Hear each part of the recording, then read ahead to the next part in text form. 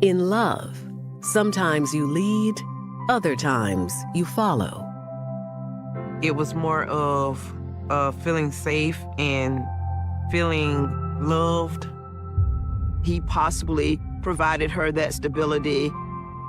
But if you relinquish all control, your partner just might lead you astray. Her arm was almost blown completely off. I'm just in shock. I couldn't believe it. I can't understand why someone so cold, so evil, could commit such a heinous crime. Will you have the courage to break free or stay a servant to their will? She didn't feel like she had a way out. He was a very controlling person. She was doing what he told her to do.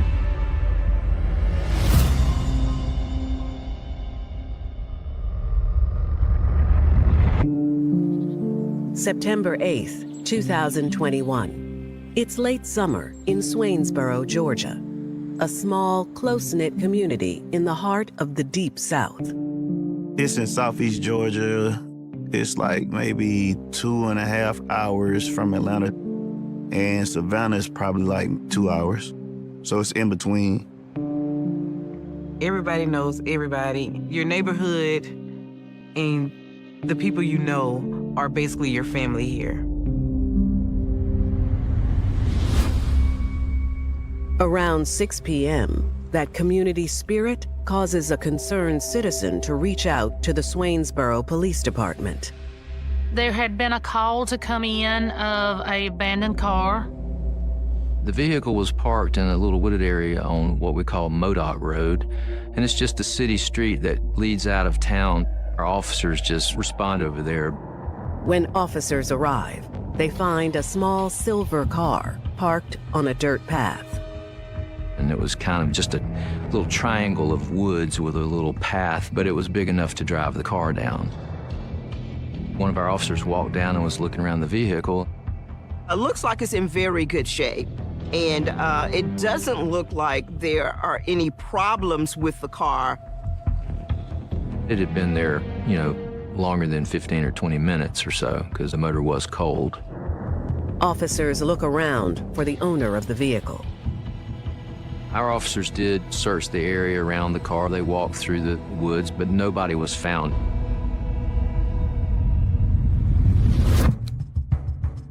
Inside, officers notice a lot of personal items. They see a laptop computer. They see what looks like a receipt book. The driver's door was locked, but the other door was unlocked, so there was a purse in the passenger seat. The purse contains a driver's license belonging to a 53-year-old woman named Connie Mercer Webb.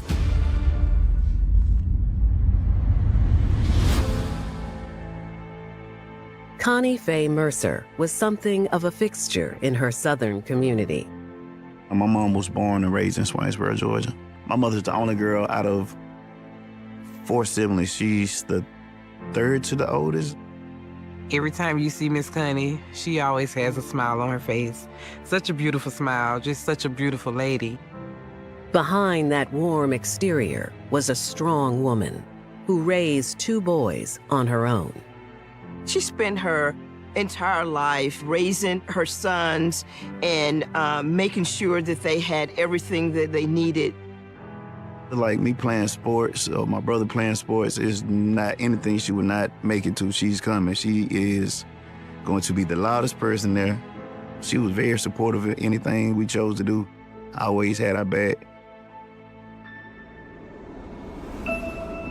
Connie supported her 2 sons by working at the local dentist office. She worked as the manager, so everybody knew Miss Connie. Miss Connie worked right behind the police department. She would always greet me kindly, maybe hug my neck, ask me how I was doing. She really was a sweet lady. Connie loved her job, but dreamed of owning her own business one day. She was always wanting to be an entrepreneur. I don't think anybody wants to work for somebody forever. When her boys got a little older, Connie took marketing classes and received an associate's degree in business management. She then started her own business, helping people with their finances. My mother was most definitely a caring person. She was just a good person, a good, kind-hearted person. Ashley, she would give you the shirt off her back if she could. When her boss asked her for help with some rental properties he owned, Connie jumped at the opportunity. He had a couple of properties that he invested in and was renting out to lower-income people. So she ran that for him. She was outstanding. She did her job very well. Anything she did, she was good at. In time, she ended up purchasing those properties from him.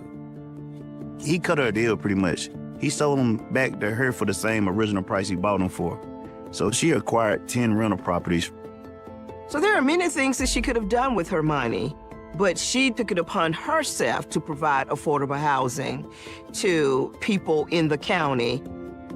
She understood from a standpoint of being, I guess, a single mother, probably struggling once upon a time, and wanted to try to give back the best way she knew how to.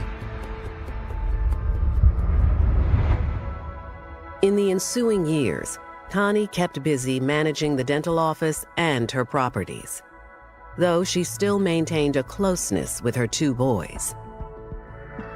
I spoke with my mother every day. There's not a day that I did not call just to aggravate her. When I call her, she'd be like, "What you want, boy?" I'd be like, "I can't call my mom. I can't call to mess with you." It was my partner, most definitely.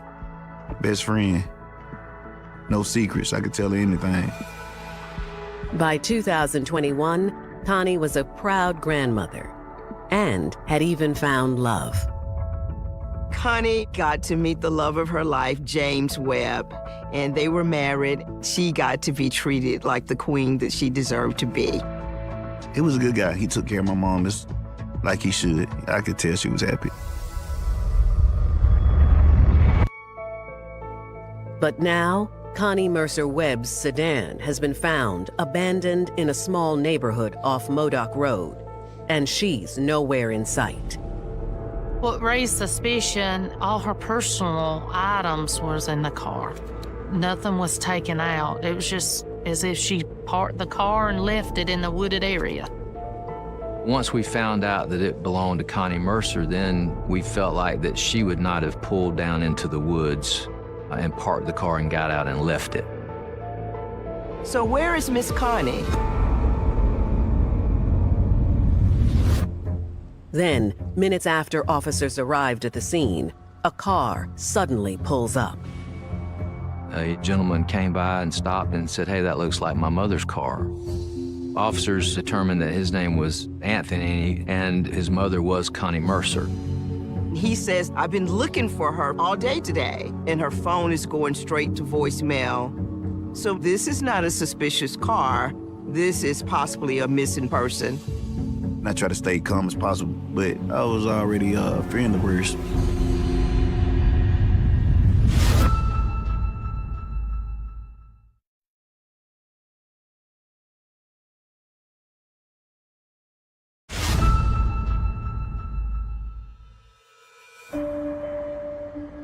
On the evening of September 8, 2021, police in Swainsboro, Georgia, investigating an abandoned car belonging to beloved local Connie Mercer Webb, fear they may be dealing with a missing person.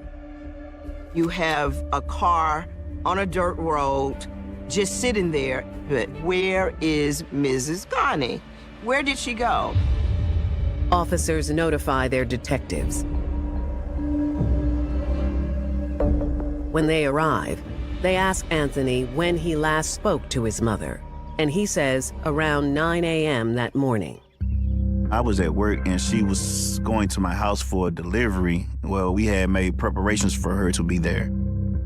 He was getting some new appliances, and his mom was supposed to be there to be able to let the people in to deliver these appliances. She was fine, like she was in a regular mood that day. She calls me. She was like, "What time is the delivery supposed to be at your house?" I was like, "Let me call the delivery guys and find out." And they told me what time frame they were gonna be there, around like 8 to 9. And I got off the phone with the delivery guys. I called my mother back, but she didn't answer. It was going straight to voicemail. At first, I was like, maybe she's just in a bad area, or maybe she's just busy. Anthony says he continued working that day and made multiple attempts to reach his mother. I called her a lot of times. I called like 15 to 20 times. I knew something was wrong. He stated that he started calling family members to ask them her whereabouts, and nobody had seen her. Detectives ask Anthony how he came to be in the area. He says when he called his stepdad looking for his mom, he mentioned she might be at one of her rental properties. I called her husband, and that's when he was like, well, she was supposed to go pick up rent money, and then she was supposed to be going to my house. Anthony was looking for his mother, and he was riding that area to see if he could see her car. He was actually around in the neighborhood when he saw the police pull up toward this wooded area, and he said he turns around to go see what was going on when he seen his mother's car. Investigators consider the possibility of a carjacking. They need to retrace her steps. It's good to have some type of timeline, no matter what it is, really. It locks things in. To help, Anthony offers a suggestion. My mother had a complete security system around her house, so you could see like a 360 of the house. Connie Mercer's residence had some security cameras, and we really wanted to find out about what time she left that morning. While police continue to search Connie's car, an investigator goes with Anthony to Connie's home. My stepfather had made it off from work by then. Once we go back towards the house, we get there, the officers run the camera back. They see Miss Connie getting in her car and leaving her residence that morning. She left her house, I want to say, like 9:30 that morning. She didn't come back, and it was around 6 o'clock when we got the call. Nothing about Connie's actions appear out of the ordinary. I spoke to Connie's husband. Normally, a husband or a spouse is always going to be your first suspect if they're truly missing. He's asking my stepfather a lot of different kind of questions. He told him, the last time he saw her, he didn't know where she was either. James tells the detective that he left for work before Connie did that morning. But he knew she had some errands to run. He had stated she was supposed to go by one of her rental homes and collect the rent money, and then she was supposed to go on out to her son's home to be able to let the guys in with the appliances. In fact, they learned that the day before she had come by to pick up the rent, she and her husband were told to come back the next day. The detective asks him the location of the rental home. Where her car was located was also on Modoc Road. It was just like maybe 300 yards up the road from the house. The address of the rental home is relayed back to investigators at the scene.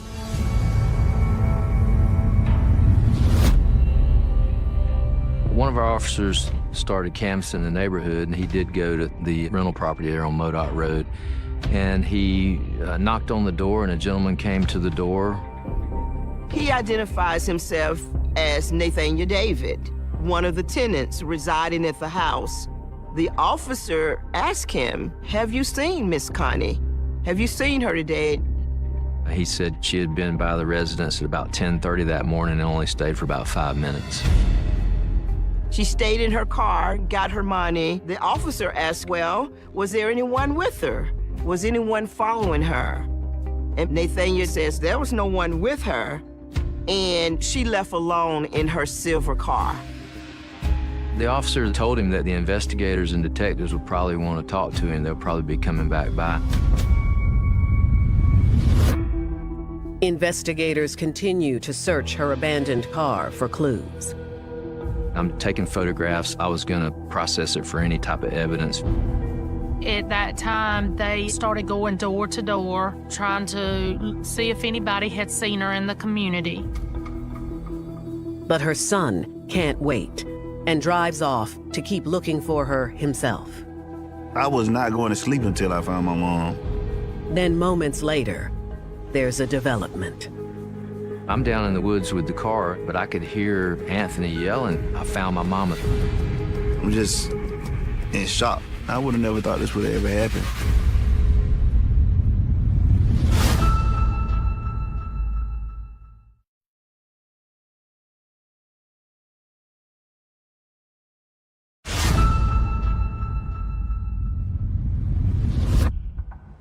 September 8th, 2021. Swainsboro, Georgia investigators are looking for Connie Mercer Webb, who has been missing for more than 9 hours, when her son, Anthony, suddenly pulls up in his car shouting. He was not in my view, but I could hear him yelling, "I found my mama, they killed my mama." He sounded heartbroken and angry. He yelled it in a way that, I won't ever forget. I said, "Y'all come on." So I spin the car back around in the road. The officers, they jumped in their cars and followed him. We didn't know what had happened at this point. I was pretty anxious. Police follow Anthony as he races past Connie's rental home on Modoc Road to another residence down the street. It was very chaotic. There was a lot of people over there at the time. It doesn't take long for neighbors to hear something and see the police, and they're coming out looking around seeing what's going on. As police exit their patrol cars, neighbors point to a house. The owner of the property says, "He's in there." And they're like, "He who?" And there's like her tenant, Nathaniel David. He wound up hiding in the laundry room of that house that's attached to a carport. One of the officers approaches the property. Then suddenly, they see Anthony in the front yard fighting with a woman. And I'm over there fighting with her at the moment to tell the police to put her in handcuffs. She was identified as LaShonda David.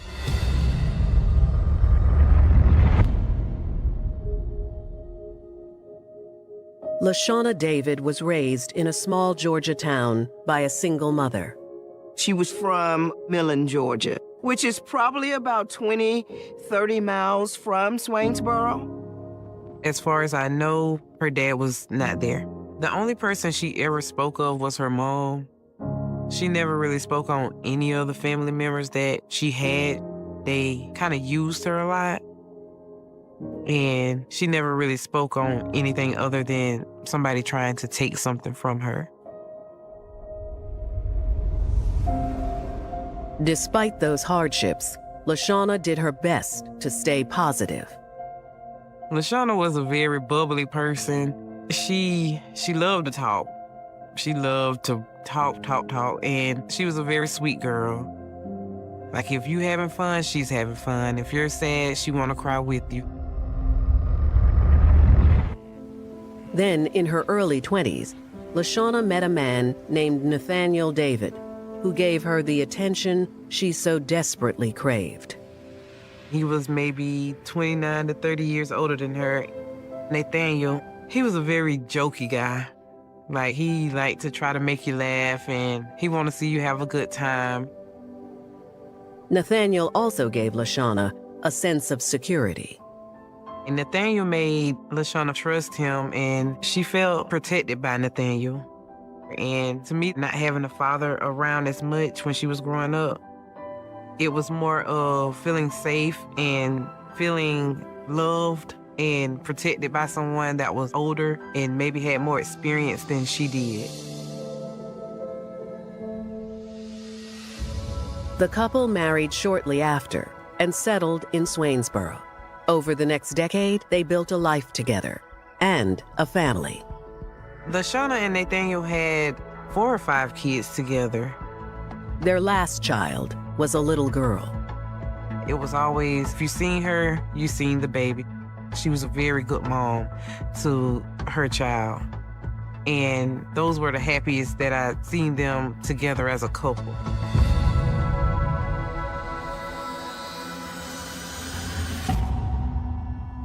Yet providing for their family had its challenges. They both got disability. LaShawna was a stay-at-home mom. She didn't work. Nathaniel, he did like little side jobs, like helping around the community. But they struggled a little bit with finances and income. LaShawna felt lucky when they found Connie's rental property in 2019. She mentioned to me how Miss Connie was sweet and how she was trying to work with them to make sure they had somewhere to stay. She was very excited to move into that house on Modoc Road, just to be able to have something to call theirs. But now, police and neighbors have converged around LaShawna, while her husband Nathaniel hides in their neighbor's laundry room. They contain Mrs. David, put her in a police car, and then they approach the laundry room. Yeah, it was pretty chaotic because you had Anthony extremely upset, and then there was a good amount of people there. With guns drawn, police slowly approached the laundry room door. He doesn't really know what he's going to encounter. We don't know if he's got a weapon. It's a pretty intense situation. It can be scary.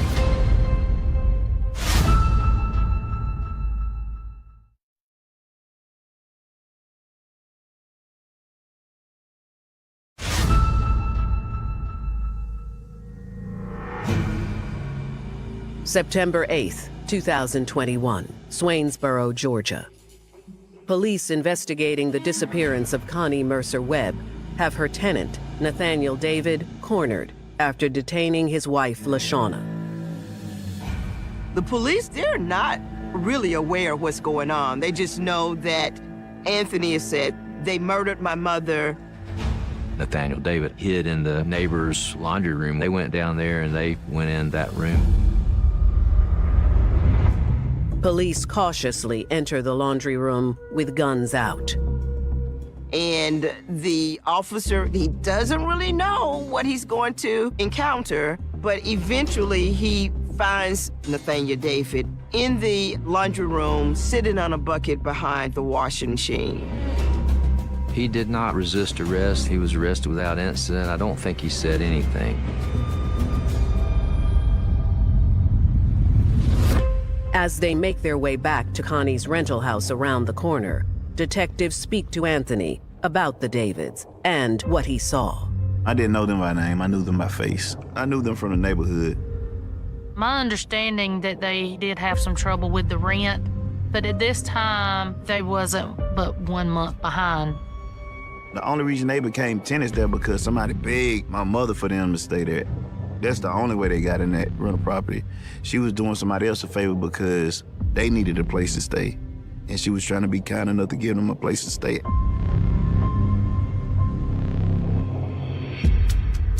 Anthony says when he left earlier, he went straight there to talk with the couple himself. The son went back over to the rental home to see if they had seen their mom. And he stated that's when he pulled up at the residence and seen them trying to remove her body from the house. Once I realized they were carrying the body, I knew it was my mom's body. I'm just in shock at this time. And this is like unbelievable. He was pretty much walking up to me, talking about get out the yard. She was looking crazy because you can almost tell like she was like, oh damn, we got caught. I went back up the road to go get the police. Nathaniel David took off running. He ran down to the neighbor's house.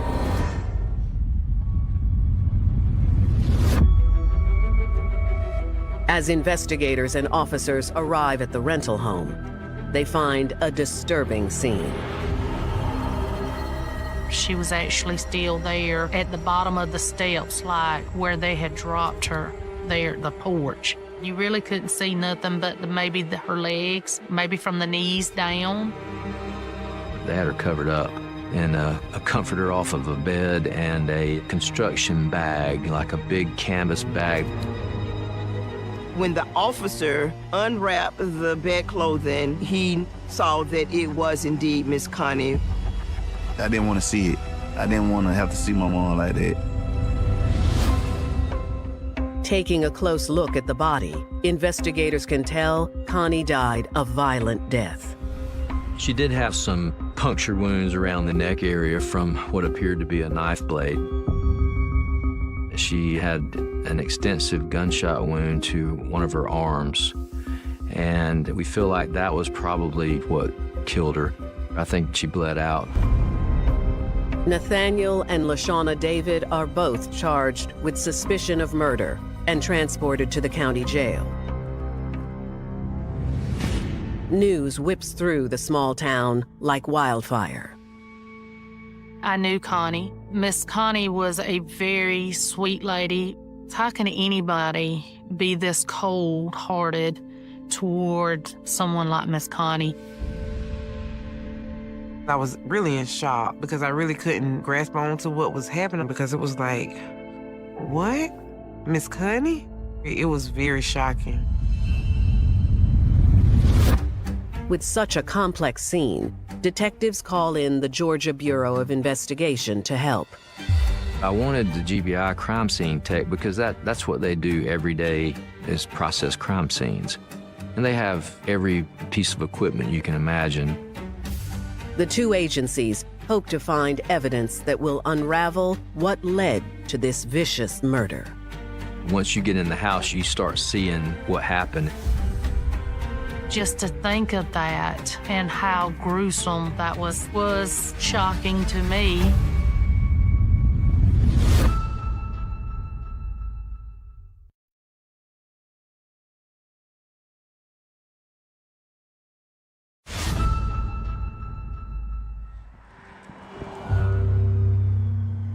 Fall 2021.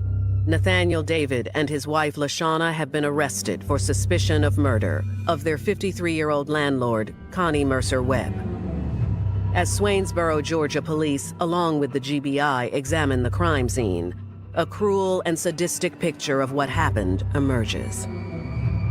We had 2 shotgun blasts in the kitchen. One of the first things we saw when we walked into the kitchen, we saw some blood and we saw a shotgun blast to the cabinet to our right. And then to our left, it looked like a lot of pellets, like birdshot pellets in the wall. So we collected pellets, we collected blood, we collected spent shotgun shell. They also find multiple weapons. We collected a sawed-off 12-gauge shotgun, and that's exactly what it looked like that she had been shot with. It appears the shooter must have been lying in wait.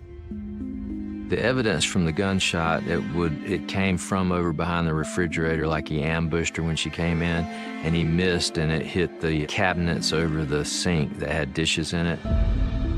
Investigators can tell they tried to clean up the scene. We suspect they kept her in there most of the day until we kind of flushed them out by knocking on the door. It's probably one of the most heinous murders that I've ever been a part of. What could have led to this violent attack? Detectives bring Nathaniel and LaShawna to the station for questioning. Nathaniel, he requested a lawyer. The only statement he made was, "I didn't kill anybody." But his wife isn't so tight-lipped. When I went in, I kind of wanted her to tell her story. Investigators learn of LaShawna and Nathaniel's troubled marriage. She was very young when she met him, and to me that affected the relationship as far as her having maybe daddy issues. He made her trust him, and she felt protected by Nathaniel. That trust soon turned into control. He manipulated LaShawna a lot, and he was very mean. He was a mean guy. If she was out enjoying herself, not even 5 minutes away from where they lived, it was no, you can't be there. You only have to be here with me. LaShawna knows right from wrong, but I feel like LaShawna had very low self-esteem. She was very vulnerable. So it was easy for him to be able to manipulate her, and he was all she knew. And it's kind of hard to get away from something that you're so comfortable with, even though it's not any good for you. Eventually, LaShawna did his bidding without question. LaShawna might have thought that she couldn't live without him, to the point that she gave in to whatever he wanted.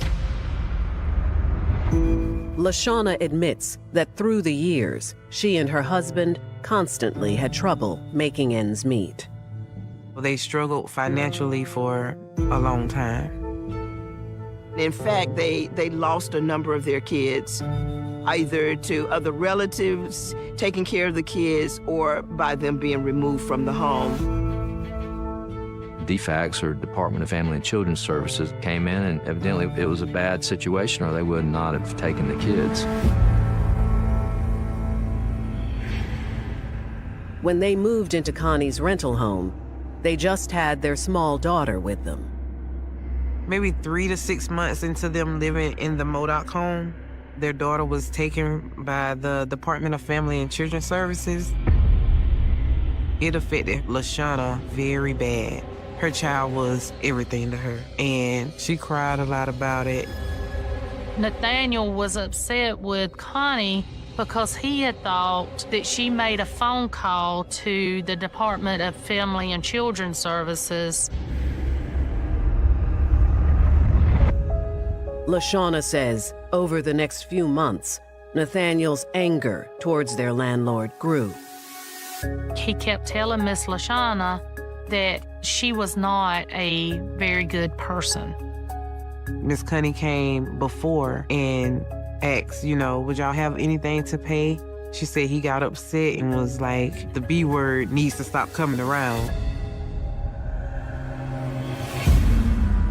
Then, according to LaShawna, Nathaniel decided to do something about it on September 7th, 2021, and asked her to contact Connie.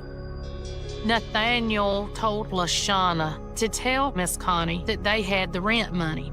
Miss LaShawna said, but we don't have no rent money. And he says, I know that. Just call her and tell her to come here. She stated that she knew something bad was going to happen. She said it was later on that afternoon Miss Connie come by, but her husband was with her.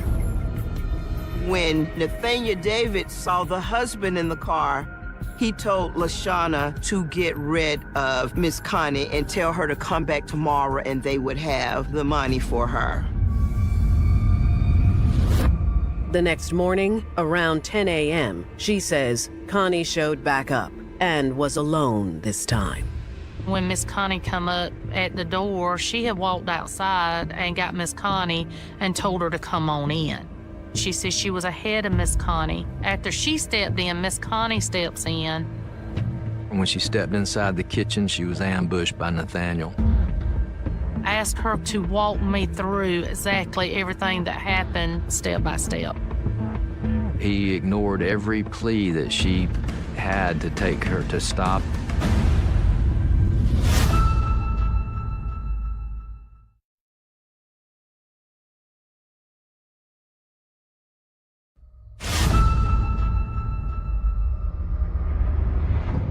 September 2021, Swainsboro, Georgia. LaShawna David has confessed to helping her husband, Nathaniel, lure their landlord, Connie Mercer Webb, to their rental home on September 8th, 2021. Nathaniel David attempts to shoot her with a shotgun, and he misses. Because they were very close to each other, Connie grabbed the end of the barrel. They were fighting over the gun when the gun went off, shooting Miss Connie in the arm. She said that Connie fell to the floor. She was begging for her life and to call the ambulance. He ignored every plea to stop and to take her to the hospital. And then he told Miss David to go in there and get some more shells, and she went in there and got another shotgun shell. But she says that Nathaniel didn't wait. Nathaniel took a hammer and started hitting and beating Miss Connie in the head with this hammer. By the time she got back, Connie had been in the floor. He then took a knife and started stabbing her in the throat with a knife. She was begging for her life, and he just kept trying to kill her. I believe that Nathaniel thought in his mind that when Miss Connie walked in that door that he was going to be able to shoot her one time and she would be dead. He did not think about missing her. He didn't think about her grabbing the gun or fighting back.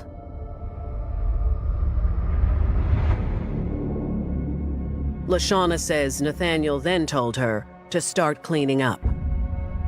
That's when she went over there with the mop and the bucket and some bleach and started cleaning up the blood and stuff off the floor where Connie was laying. She stated that Miss Connie kept saying, "Take me to the hospital, I'm hurt bad," until she quit talking. And she finally bled out and died right there on the kitchen floor. It's a heinous crime. It's just horrendous that anybody would do that to anybody, really. It's just a terrible thing. She says Nathaniel then moved Connie's car and planned on getting rid of the body later that night. But the plan abruptly changed. And I think that initial knock on the door from law enforcement caused Nathaniel to panic. And shortly after, they started dragging Connie's body out of the house. That's when Anthony pulled up and saw them. He was at the right place at the right time. He was a crucial witness. LaShawna shows no remorse. No reaction from LaShawna. No tear. She was very cold in telling me. It was like she didn't care. Her statement was she was doing what her husband told her to do. But there's no way to know for sure who the actual culprit was to plan and plot this. They were charged with the murder of Miss Connie Mercer Webb at this point. They are both looking at possible life sentences. I was really in shock. LaShawna didn't have an evil bone in her body. But in the days leading up to the couple's trial date, authorities learn Nathaniel's anger was misguided.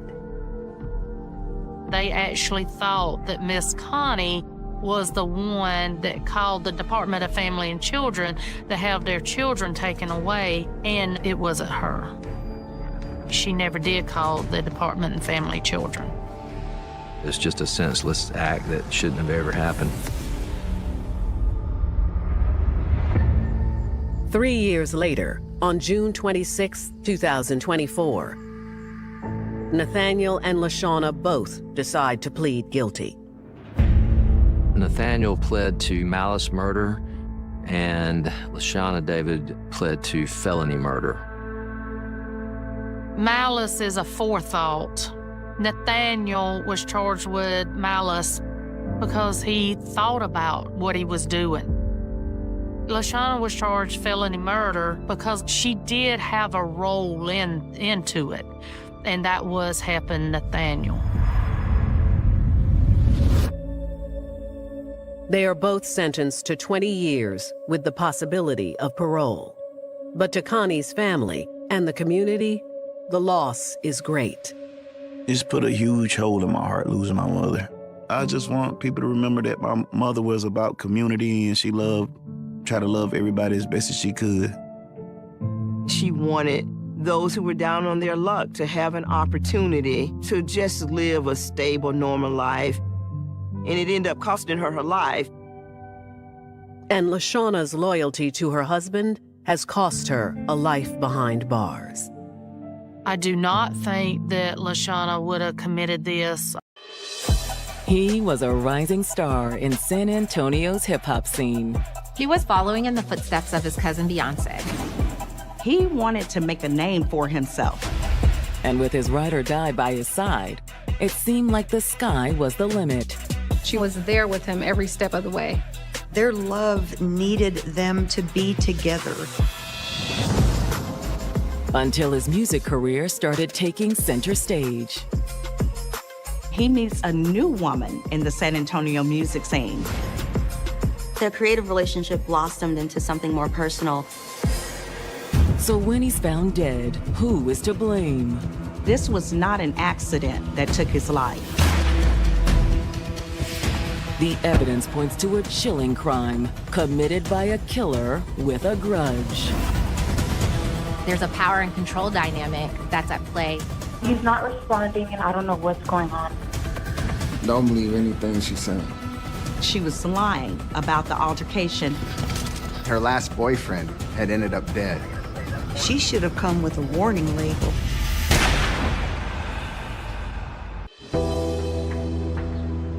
January 26, 2021, San Antonio, Texas, a once quiet mission town, has grown into the Lone Star State's second largest city. San Antonio has somewhere in the neighborhood of 2.5 million residents. It is one of the fastest growing cities in the country. San Antonio, for being a large city, really has a small town feel. It's very traditional, very old, and that makes it different than the other large cities in Texas. But around 12 p.m., the city's calm is shaken when a 911 call reaches the San Antonio Police Department. The woman said her name was Nina Edwards and she lived out of state in Louisiana. I'd like to report a missing person. The caller tells police that she's concerned about her stepson, who is a 34-year-old up-and-coming rapper by the name of Martel DeRoan. Martel lived in an apartment on the north side of San Antonio. She tells police that they've tried to reach Martel for the last few days, and they are very concerned. They have not been able to reach him. The last time we spoke to him was Friday. She said nobody's heard from him, nobody's able to get a hold of him. Here's his address. Will you please go do a welfare check to make sure he's okay? We're really worried about him. When police arrive at Martel's apartment, there's immediate cause for concern. There was a hole in the door near the peephole. Their concern at that point was that it was a bullet hole. So they contacted the management and asked if maintenance could assist them with gaining entry into the apartment. Sir! Sir! Inside the apartment, the officers make a tragic discovery. As soon as they opened the door, they just saw a victim laying on the floor. Martel was lying in a pool of blood. Despite his reserved personality, 34-year-old Martel DeRoan had a powerful presence that caught people's attention the moment they met him. Martel was always separated from his peers by his quiet thoughtfulness that you noticed about him. There was a quiet strength that always seemed to set him aside. He was young, talented, intelligent, handsome, just a very, very impressive young man. One of the most important people in Martel's life was his high school sweetheart, Gwen Anderson. She was from his hometown of New Iberia, Louisiana. They really connected with each other from a young age and got an apartment in San Antonio. Their love needed them to be together. So when Martel decided to join the military in 2004, Gwen didn't shy away. He wanted to start a career and see the world, and that desire led him to join the military. He enlists in the Air Force. He was attached to an esteemed intelligence unit. Martel was very intelligent. He had to have been to be selected to be into that career field. However, after 6 years of service in the military, Martel decided it was time for a change. After reaching the rank of sergeant, Martel left the Air Force and refocused his passions towards his love of music. Martel always dabbled in music, but that was his hobby, that was his sideline. At 34 years old, it soon became his main focus in life. Martel was very, very talented, and he comes from a musical family. Martel and Beyonce are cousins. They share the same maternal grandmother that she named her clothing line after, House of Deréon. Martel began to make a name for himself in his own right in the music world. And soon, he started to gain a following of his own. In 2016, under the name Cardone, Martel released his first album. Over the next few years, he releases 2 other singles under the name of Cardone. In 2019, Martell was signed by the Sony-affiliated music label, The Orchard. His hip-hop career began to take off. But while Martell's music career was taking off, his relationship with Gwen was falling apart. Once the decision was made for him to leave the military and now make his hobby his profession, that caused some problems. I'm not okay with all these damn groupies trying to get with you. She was ready to settle down and start a family, and Martell was on a completely different page. He was just getting started in his music career. I need you to support me. The couple's differences proved irreconcilable. And after 13 years together, they made the difficult decision to part ways. They remained very close friends and stayed in touch with each other over the years, but they ceased being a couple. And so he poured himself into his music, finding solace in creativity. Through his creative outlets, Martell eventually connected with someone new. Before long, he meets a new woman in the San Antonio music scene by the name of Sasha Scar. Martell and Sasha hit it off very quickly. Like Martell, Sasha was an up-and-coming young talent in the world of hip-hop. All right, let's do it one more time. I'm gonna bring the bass up a little bit. They met filming a video for one of Martell's songs, and he recognized that Sasha had some talent. In 2019, Martell helped produce Sasha's first new single. Yo, that's perfect. Their creative relationship blossomed into something more personal, and they began dating. Thank you, baby. Together, they seemed like an unstoppable musical force. In San Antonio, Martell was already a hot commodity. And then once he started this personal relationship with Sasha, they became like the it couple in the hip hop scene. They were young and beautiful. Their careers were taking off. It seemed like nothing could stop them. But now, Martell's soaring career has come crashing down when San Antonio police officers find him unresponsive on the floor of his apartment. When the officers were able to gain entry into the apartment, the first thing they see is Martell DeRuin. He was lying in a pool of blood. Police attempt to provide first aid, but realize they're too late. Martell's body is cold to the touch. It was clear that he had been dead for some time. It's also clear how Martell died. This was not an accident that took his life. It was pretty obvious that the victim had a gunshot wound to the head. When homicide detectives arrive at Martell's apartment, they begin trying to piece together what happened. The apartment's in disarray. Some furniture is overturned. I noticed things broken on the floor. There's dishes broken, glass broken. There are signs of a struggle. A struggle which carried over into Martell's bedroom. Going back into the bedroom, I noticed that the bed is actually broken, framed from the headboard.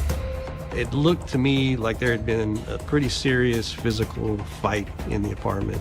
Something bad happened in there.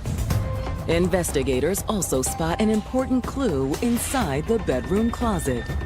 In the closet, they find an open container which has a 9mm magazine in it. The gun was gone. We couldn't find it anywhere in the apartment. That was a concern. And they wonder if this is the weapon that killed Martell. But if Martell's killer was inside his apartment, why was he shot from outside his front door? The only thing we found was a single gunshot through the door. It was just odd.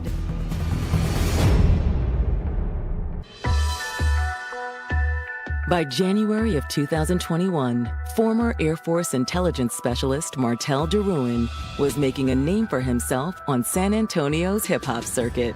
He was following in the footsteps of his cousin Beyonce. Martell was also forging a relationship with another talented musician named Sasha Scar. They were both young, they were both attractive, they were both talented. But now, 4 days after Martel was last seen, police have found the young rapper dead on the floor of his apartment. The victim had a gunshot wound to the head. They made a determination pretty quickly, like, this looks like a homicide. Detectives find clear signs of a struggle inside the apartment. So why does it appear Martel's killer shot him from outside the front door? It appeared that he was shot while looking through the eye hole of the door of his own apartment. It was just odd that there was this violent interaction inside the apartment, and yet he was killed from the outside of the apartment. Investigators quickly rule out robbery as a motive. They find nothing missing in his apartment other than the handgun. Martel's expensive music production equipment and cell phone are still in place. There was no sign of forced entry, we knew that. We knew that Mr. DeRuin was in the getting started in the entertainment industry, an aspiring rapper, musician. We thought about, could this be related to that? Detectives hope that Martel's cell phone may lead them to a suspect. The detectives turn over Martel's passcode locked cell phone to forensic analysts for processing. And in the meantime, they start making contact with his neighbors. When we started the canvass, the first place we knocked was the neighbor's door right across from the victim's apartment. The neighbor tells police that he heard commotion between 10:30 and 11 Friday night. The neighbor said Friday night, they put in an order for fast food to have it delivered. And about the time the food should be delivered, they heard some pretty heavy knocking, beating on an apartment door.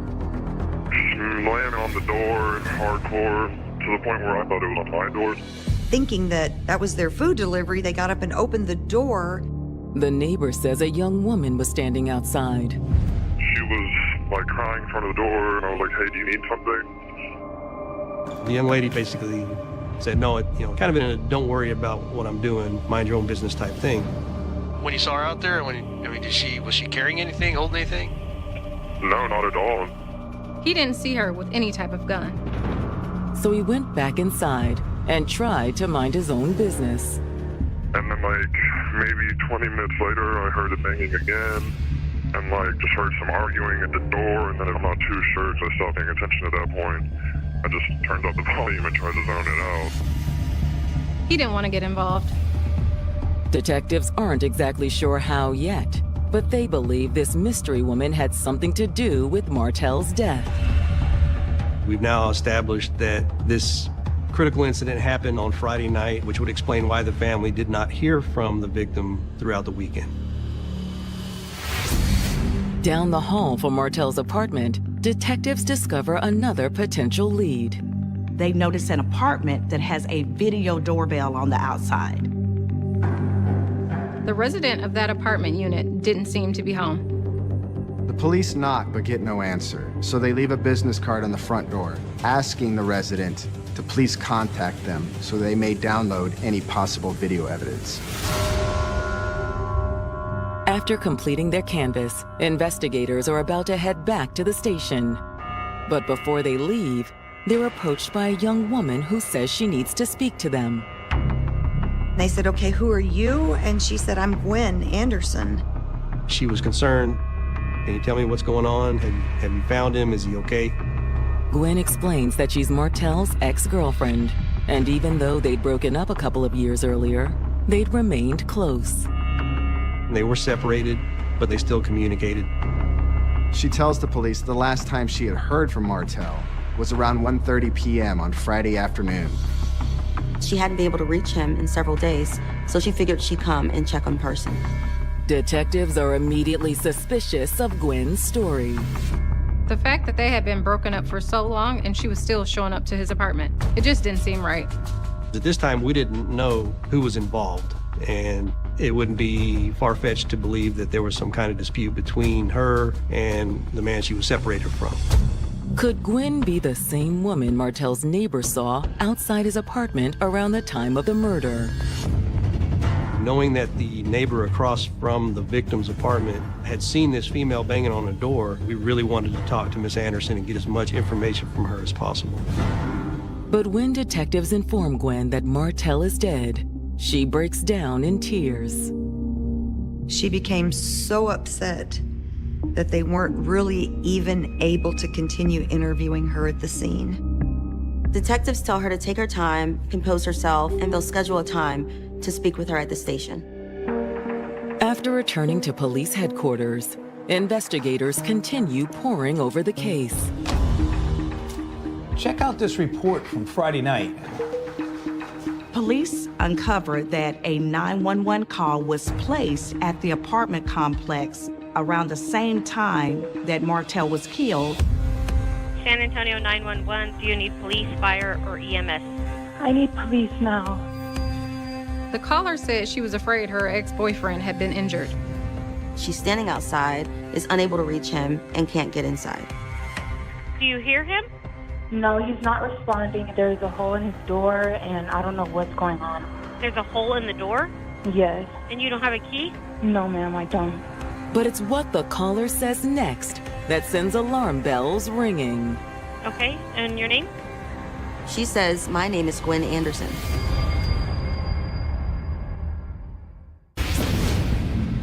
Detectives investigating the murder of San Antonio rapper Martell DeRuin have just learned that a woman claiming to be his ex-girlfriend made a 911 call on the night he was killed. I need police now. Okay, and your name? She says, "My name is Gwen Anderson."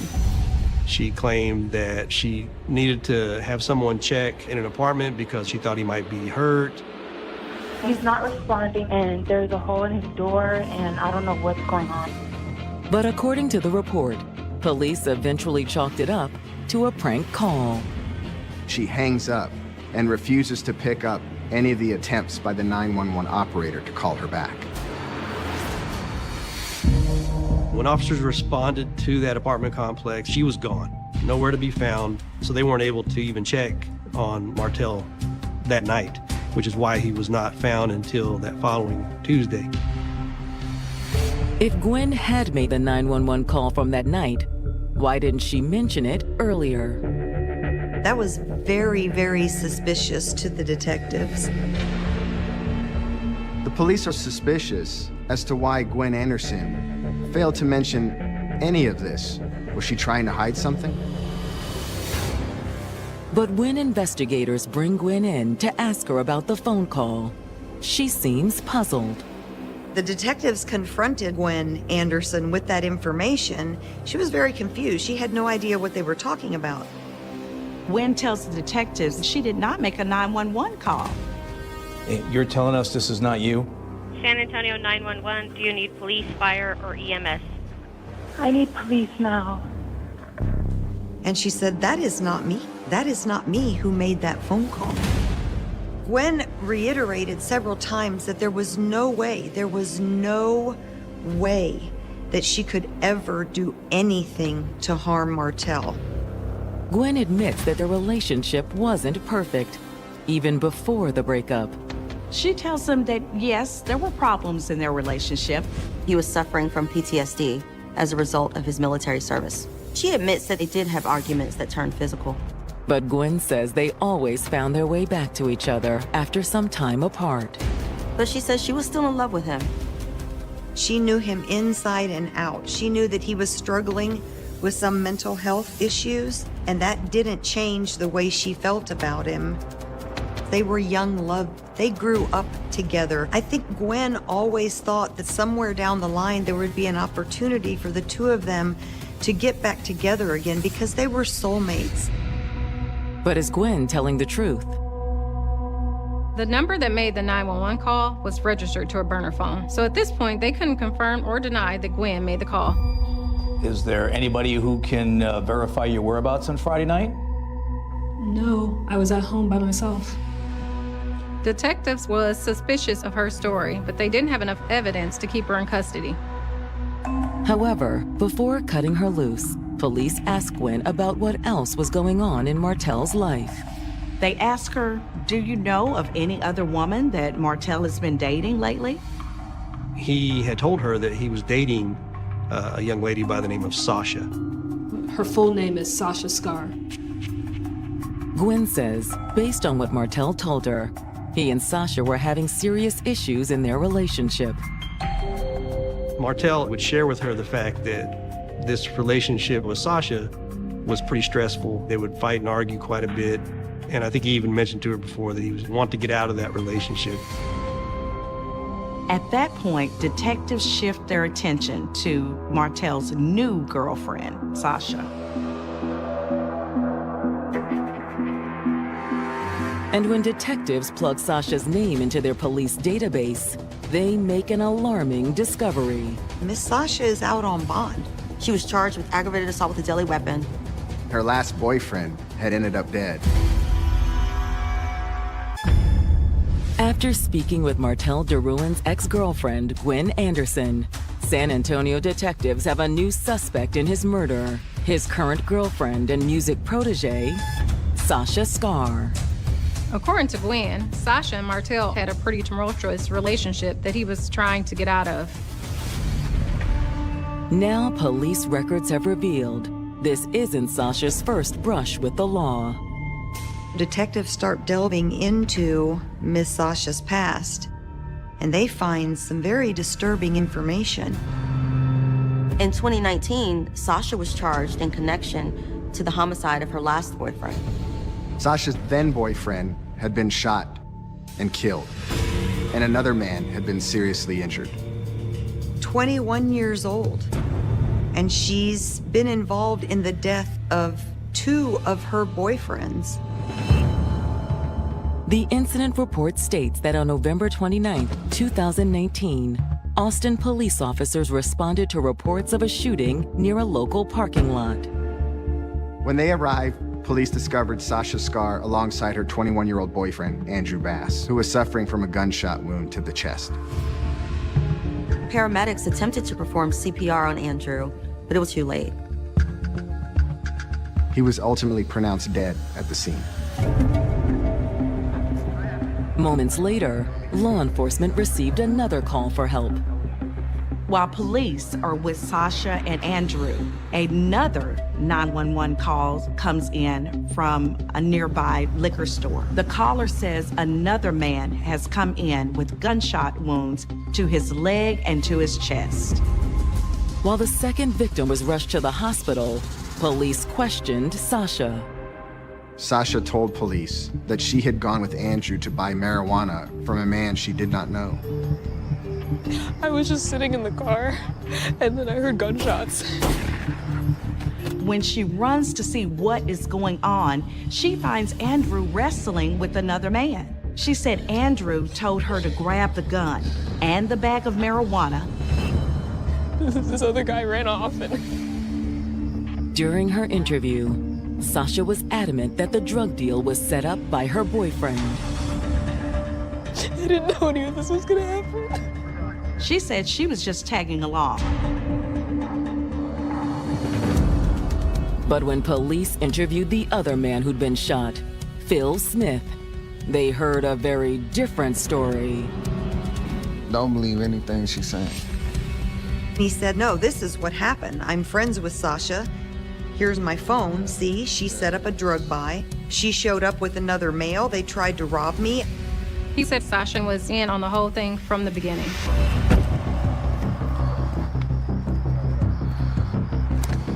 Empty your pockets, Phil.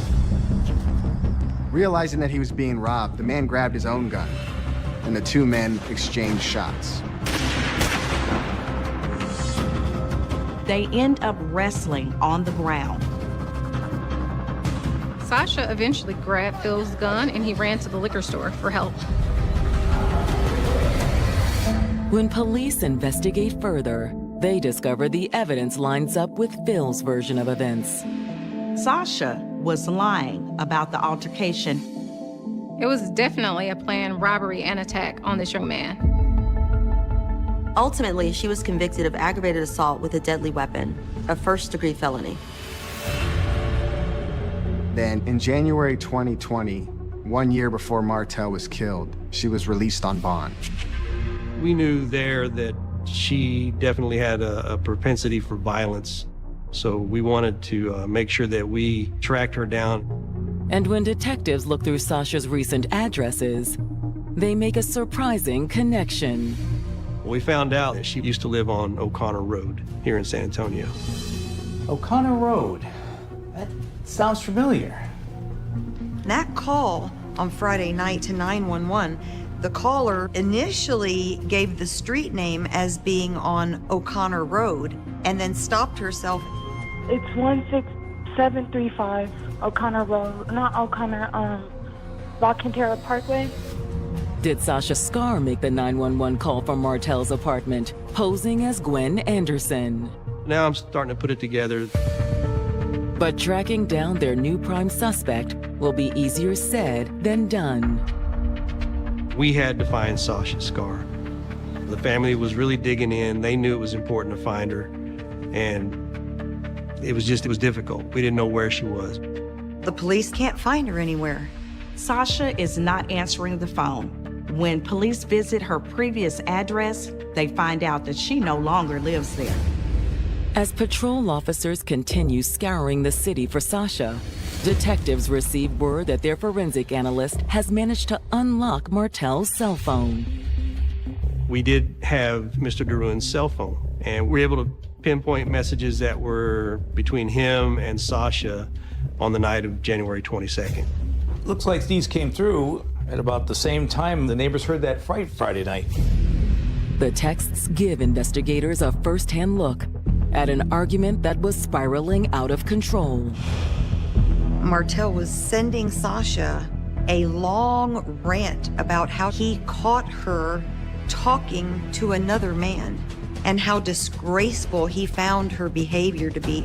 The text messages also point to a physical altercation between the couple that night. He said, "Yes, you attacked me. I defended myself."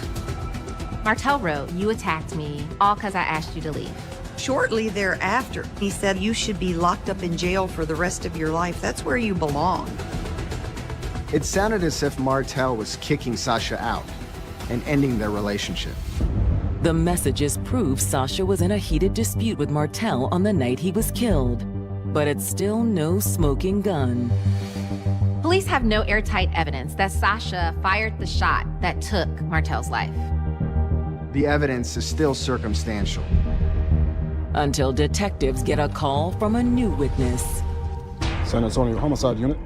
Investigators receive a call from one of Martell's neighbors, the man who has a doorbell camera installed at his apartment. This person did allow us to look at it. On the video, they see Sasha Scar walking in front of Martell's apartment with a gun in her hand. That just blew this whole case wide open. After discovering heated texts between Martell DeRuin and his girlfriend Sasha Scar from the night he was killed, San Antonio police have zeroed in on the 21-year-old rapper as their prime suspect. Mr. DeRuin was texting her, and it obviously led to this big fight. It became crystal clear that a physical altercation did occur inside the home. And thanks to newly obtained ring footage from one of Martell's neighbors, police now have their smoking gun. The Ring video camera, the value of that evidence in this case cannot be understated. We were able to see that on the footage, she was carrying a cell phone in her left hand and a handgun in her right hand. Investigators are stunned by the video, not only about how concrete and undeniable this piece of evidence is, but also how nonchalant Sasha appears, walking with this gun in her hand and texting on her cell phone.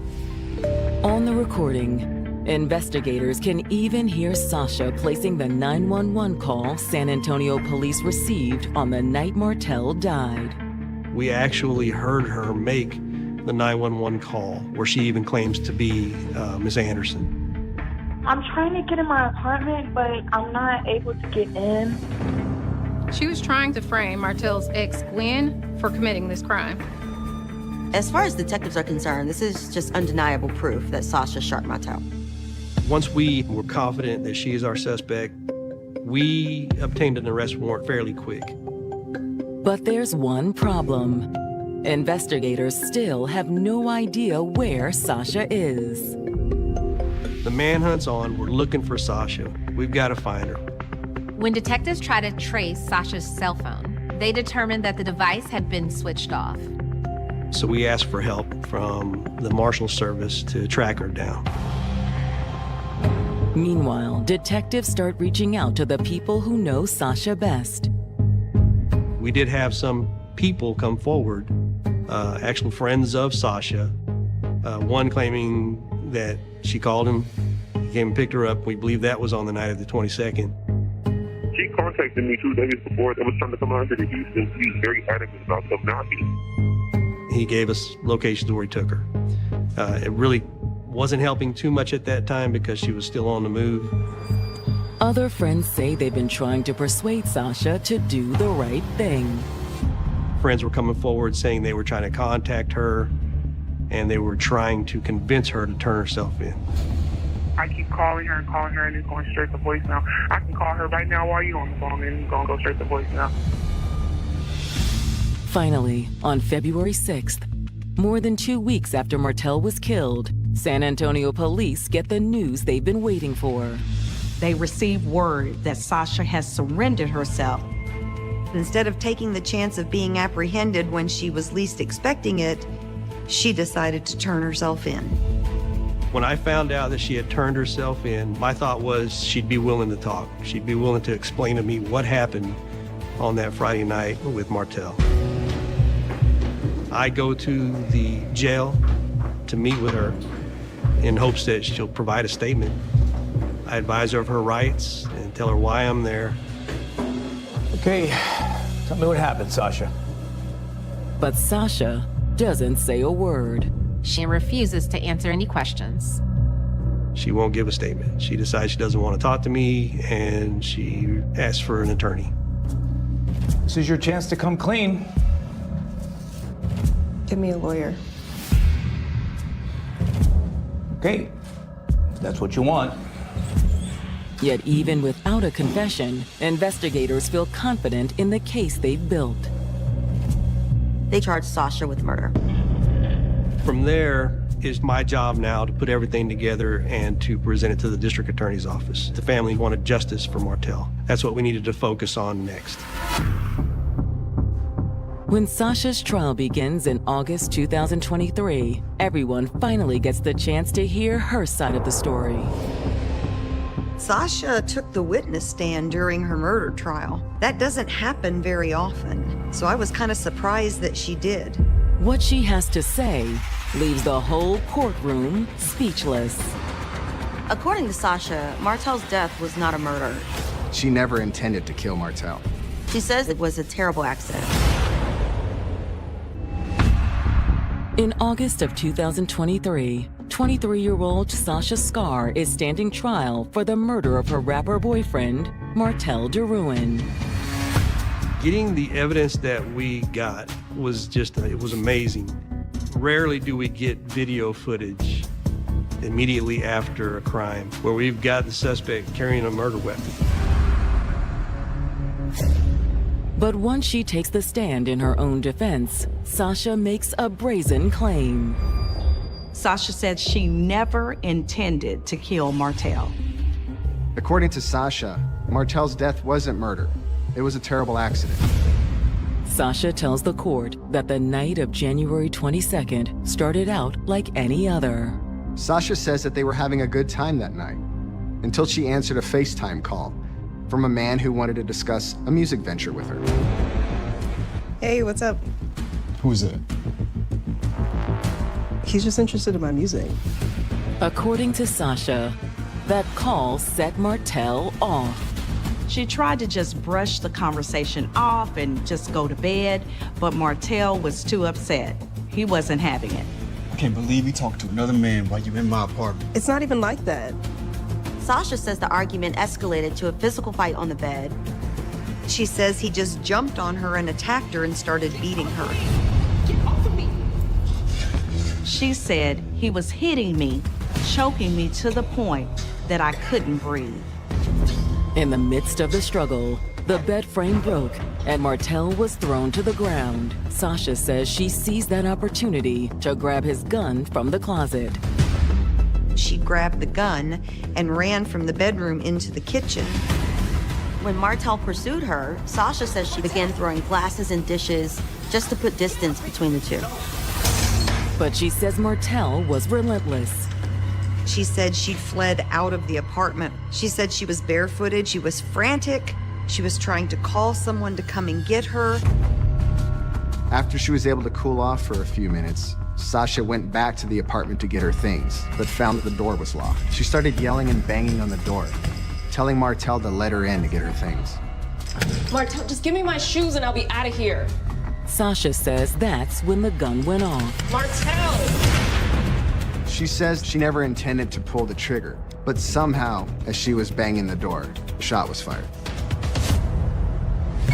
On the surface, Sasha's story seems plausible enough. But according to the prosecution, it's nothing but a pack of lies. They contend that Martel's death was no accident. They say that Sasha had every intention of killing Martel. He tried to end things with her and lock her out of his apartment, but she wasn't having it. Martel, open the door right now. And once she heard Martel on the other side of the door, she raised the gun, shot through the door in a deliberate act of murder. She wasn't there to get her things. She was there to kill him. After just 2 short hours of deliberation, the jury reaches a decision. They found Sasha guilty of murder. In the state of Texas, we do not have different degrees of murder. It's just murder, and that's what Sasha was found guilty of. Sasha Scar receives a sentence of 55 years behind bars. It was just a big sigh of relief for me. Of course, there is that part of some sorrow for the family, but I was happy that they were able to get the justice that they deserved. Even if justice has been served, Sasha Scar's violent actions can never be undone. I really felt for Martel. This man was truly just an innocent victim to this situation. Sasha had a lot of choices that night. She could have easily called the police and said, hey, there's been an altercation. Can you please come over here and stand by while I get my stuff? Instead, she chose to take the life of a man who was on the verge of accomplishing. Her daughters meant everything to her. Her world revolved around them. She was a wonderful mother. But then she suddenly disappeared. The girls were there alone. What about your dad? I had a gut feeling something was wrong. The family and police raced to find the missing mother of 3. We all know as the clock ticks, the less chance you have. People were coming out and helping us search. I was just praying to find her. Will those prayers be answered? The surveillance shown that her car had been at Plattsmouth River. Did she leave of her own accord? She's gonna walk in through the door any minute. Will it end in tragedy? They find what is believed to be blood. There's a high probability of foul play. It was just lies after lies. Or will what happened remain shrouded in mystery? The dogs lead them right to the shoreline. It's dark, murky, muddy water. Bodies can get snagged under there and never come to surface.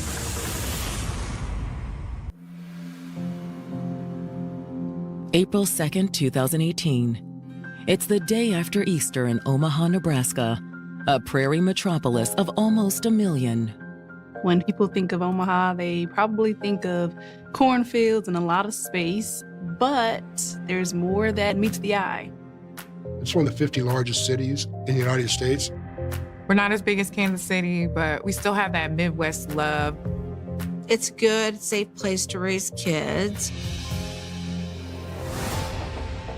But this Monday morning, the mother of Omaha resident Kamisha Hollis fears for her child's safety.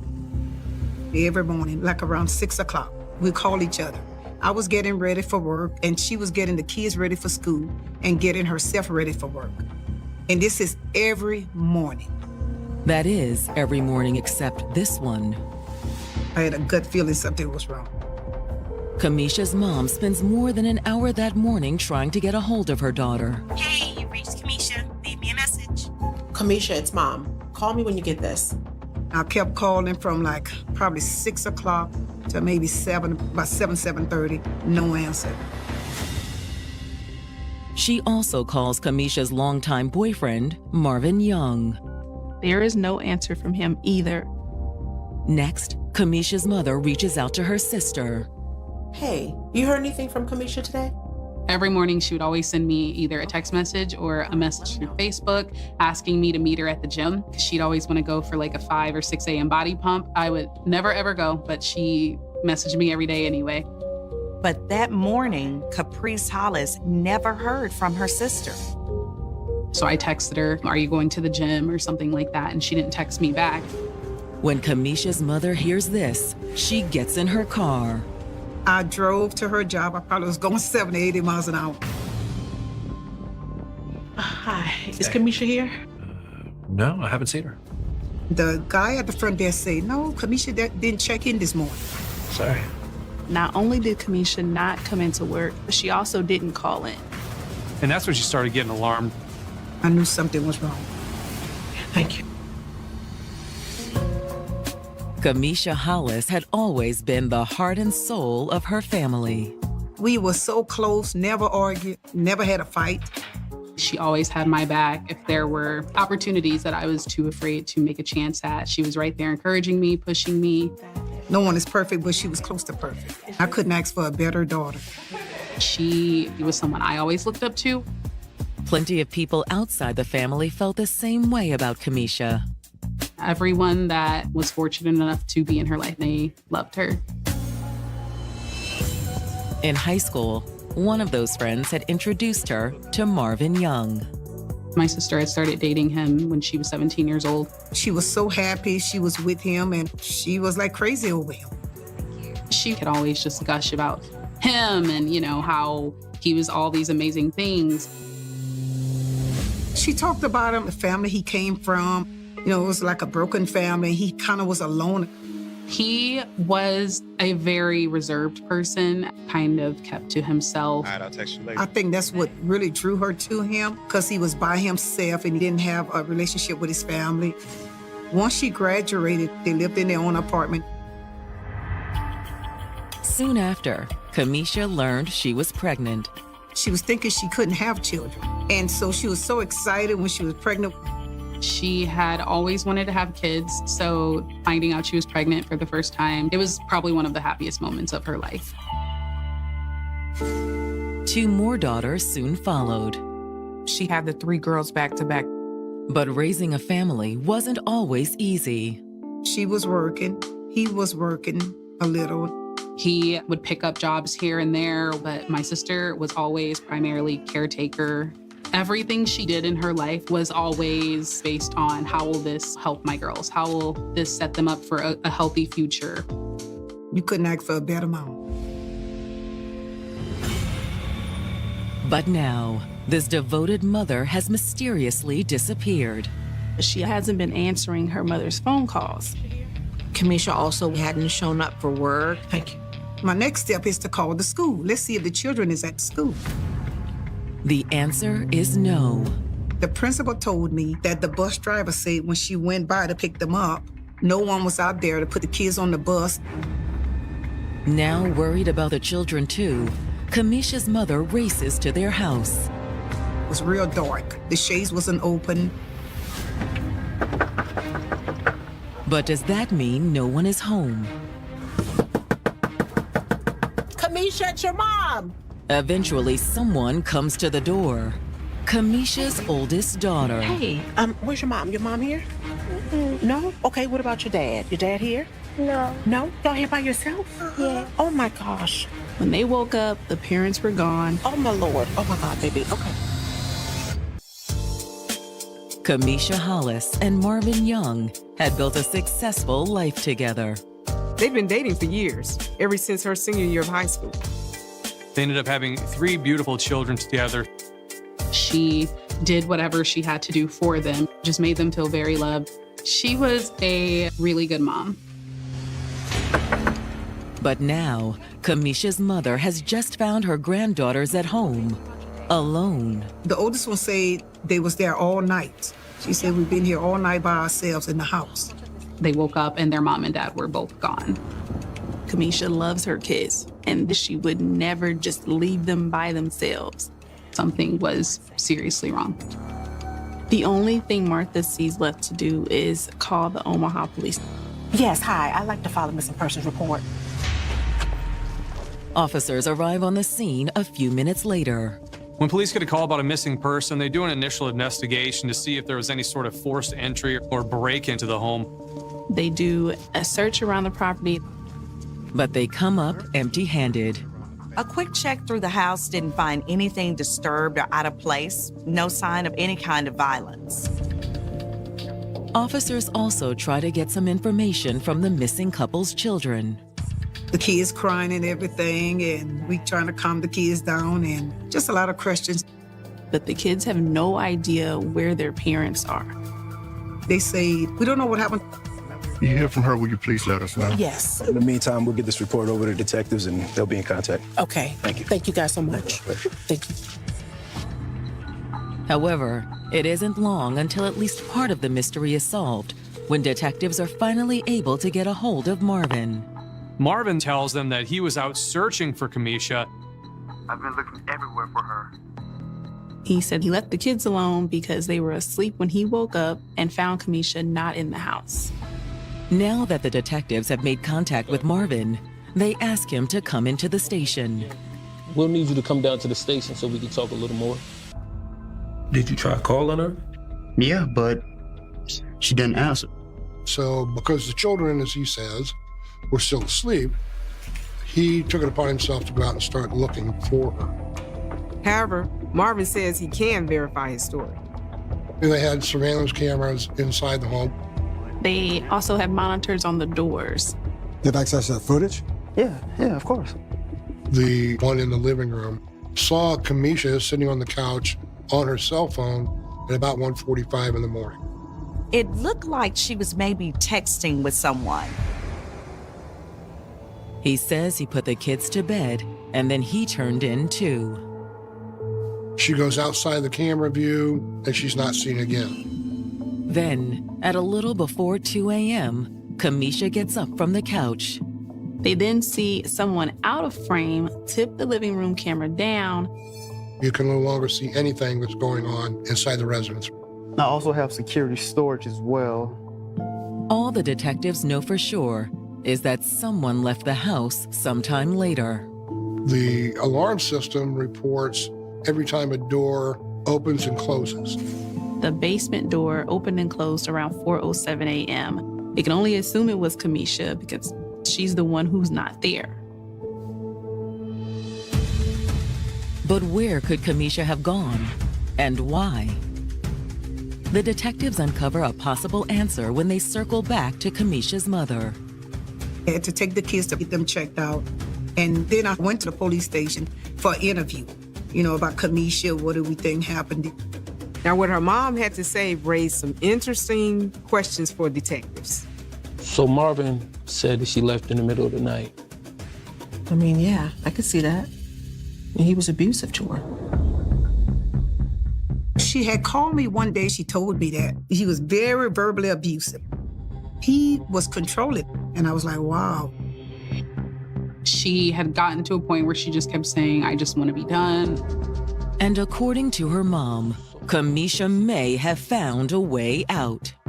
She had this good friend that lived in Omaha. She was talking to him, letting him know what was going on with her relationship with Marvin. Kamisha's mother wasn't sure if they were more than friends, but she knew he was someone Kamisha could turn to. I think because, he was a man, she could talk to him more than, her mom or her sister. Security cameras in the home of Kamisha Hollis appear to show the missing mother of 3 texting with someone just a few hours before she disappeared. She leaves soon after and does not come back. The home's alarm system registered someone opening and closing the basement door around 4 a.m. And when detectives talk to Kamisha's mother, she has an idea of where her daughter might have gone. Kamisha told Martha she started seeing another man. They was a really good friend even when she was with Marvin. Do you know that guy's name? No, she told me once, but I can't remember. Thank you for coming in. Okay, I'll walk you out. thank you. When detectives talk to Kamisha's sister, she confirms that there was trouble in the relationship. She said things were not going okay, but she didn't go too much into detail for us. All I know is that she said he wasn't doing much to support the family. My sister was overwhelmed. She was working the 2 jobs, and she was still managing to get the kids to school, taking them to every appointment. She was definitely stretched thin with basically operating as a single parent while not actually being one. Eventually, she'd had enough. She was ready to just be done with him and take her daughters and go and live their best lives. And this friend of Kamisha's that your mom mentioned. Frank? Is that his name? Yeah, I think so. You have a last name?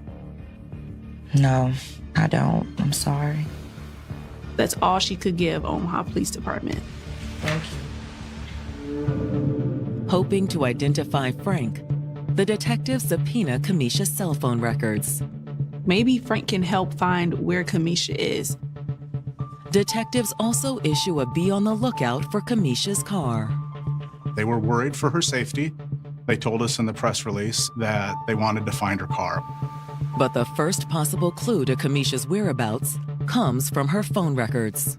They were able to get the GPS tag for the last location of Kamisha's cell phone. Her cell phone was pinging all along south of where Marvin and Kamisha lived together, all the way down to a wildlife preservation that was probably about 30 miles away. The remote location raises a chilling prospect.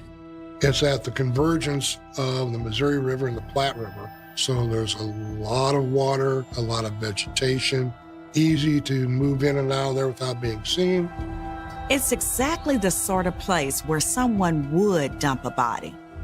Fearing the worst, the detectives head to the nature preserve. They're hoping it's a breakthrough in the case, but once they get to the location, they find there is nobody there. All the detectives find is Kamisha's cell phone. It's just lying there in the grass, like she dropped it or someone disposed of it. The number of red flags about this investigation have reached a point where there's a high probability of foul play involved.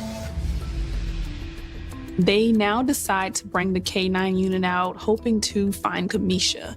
They let the dogs smell Kamisha's clothes, and the dogs lead them right to the shoreline of the Missouri River. The trail ends at the water's edge. The Omaha Police Department now bring in a dive team. Finding her won't be easy, though. The Missouri River, it's dark, murky, muddy water. Visibility is very low. It's also an area where bodies can get snagged and never come to surface. They spend hours and hours searching, but they were unable to locate Kamisha. But does that mean she's still alive? Maybe just her cell phone was left. Maybe Kamisha is somewhere else. Or could her body be miles and miles away? Who knows how long she had been in that water and how far downstream she went. However, there may be a way for the detectives to determine if Kamisha went in the water or not. Wildlife Management has cameras for the entrance of the park. When detectives review the footage, it shows Kamisha's car pulling into the park at around 1 p.m. on April 2nd. They then see her car leaving around 1:30 p.m. Unfortunately, they couldn't see who was behind the wheel. Did you see that? But for the detectives, the circumstances suggest it isn't Kamisha. Here is her car in an area south of Omaha where it had really no legitimate purpose to be. Then the dog tracks her scent up to the edge of the Missouri River, and then you see the car leaving about 30 minutes later, which is consistent with what it would take to take that body down there and put it in the water. Foul play appears even more likely when police locate Kamisha's car a few days later. 2 uniformed police officers found her vehicle parked in a hotel parking lot.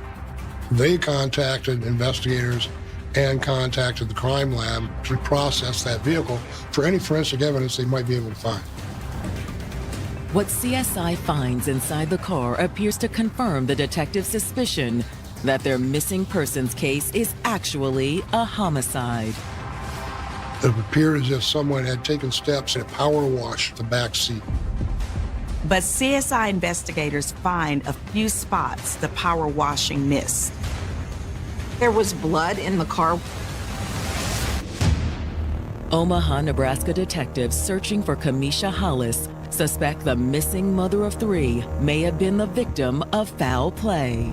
They tracked Kamisha's phone to a wildlife preserve 30 miles from her home. Look at this. And they found the phone near the banks of the Missouri River.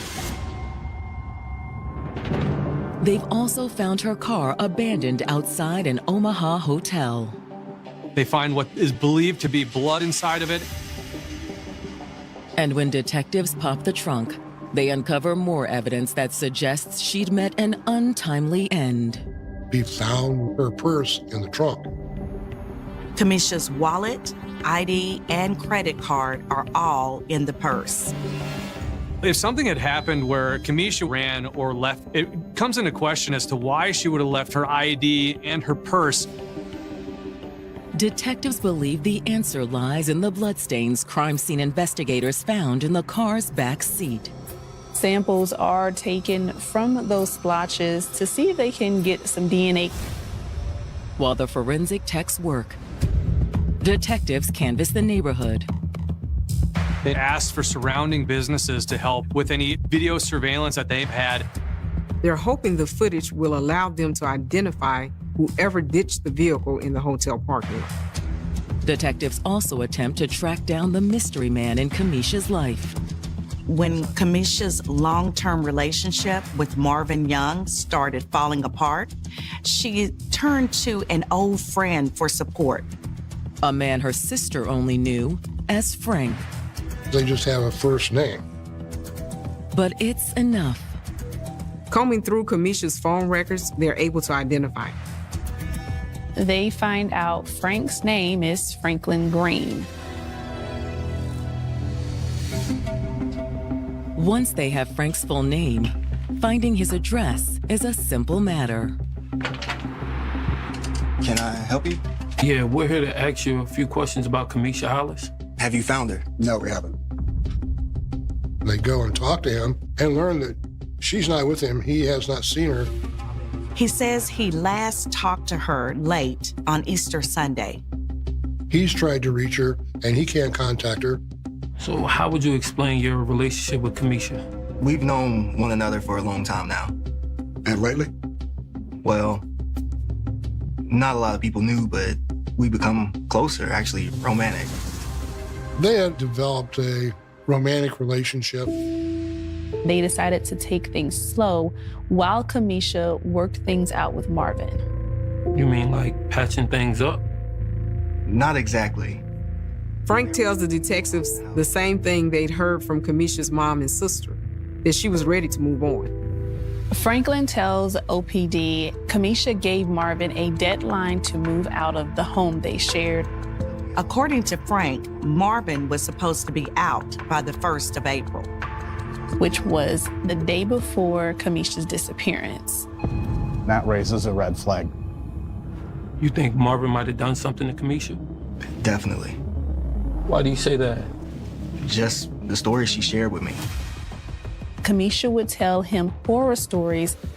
She had told him about Marvin's history of violence, how angry he could be, how controlling he was of her.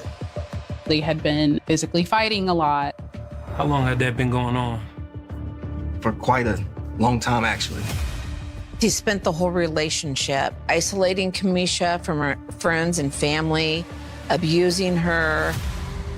According to Frank, Marvin had also been abusive toward the children. The children couldn't even make loud noise in the house without him getting verbal and physically assaulted. Did you witness that? No, she just told me this. Frank says that isn't all Kamisha told him either. Frank tells them Kamisha said, if anything happens to me, Marvin is to blame. So you think that's what happened? For sure.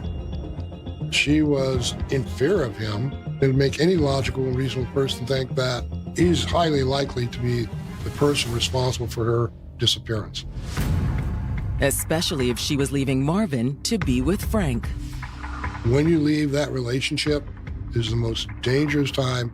The abuser is losing ultimate control, and that's what it's about. It's about control. Nobody's going to have you but me.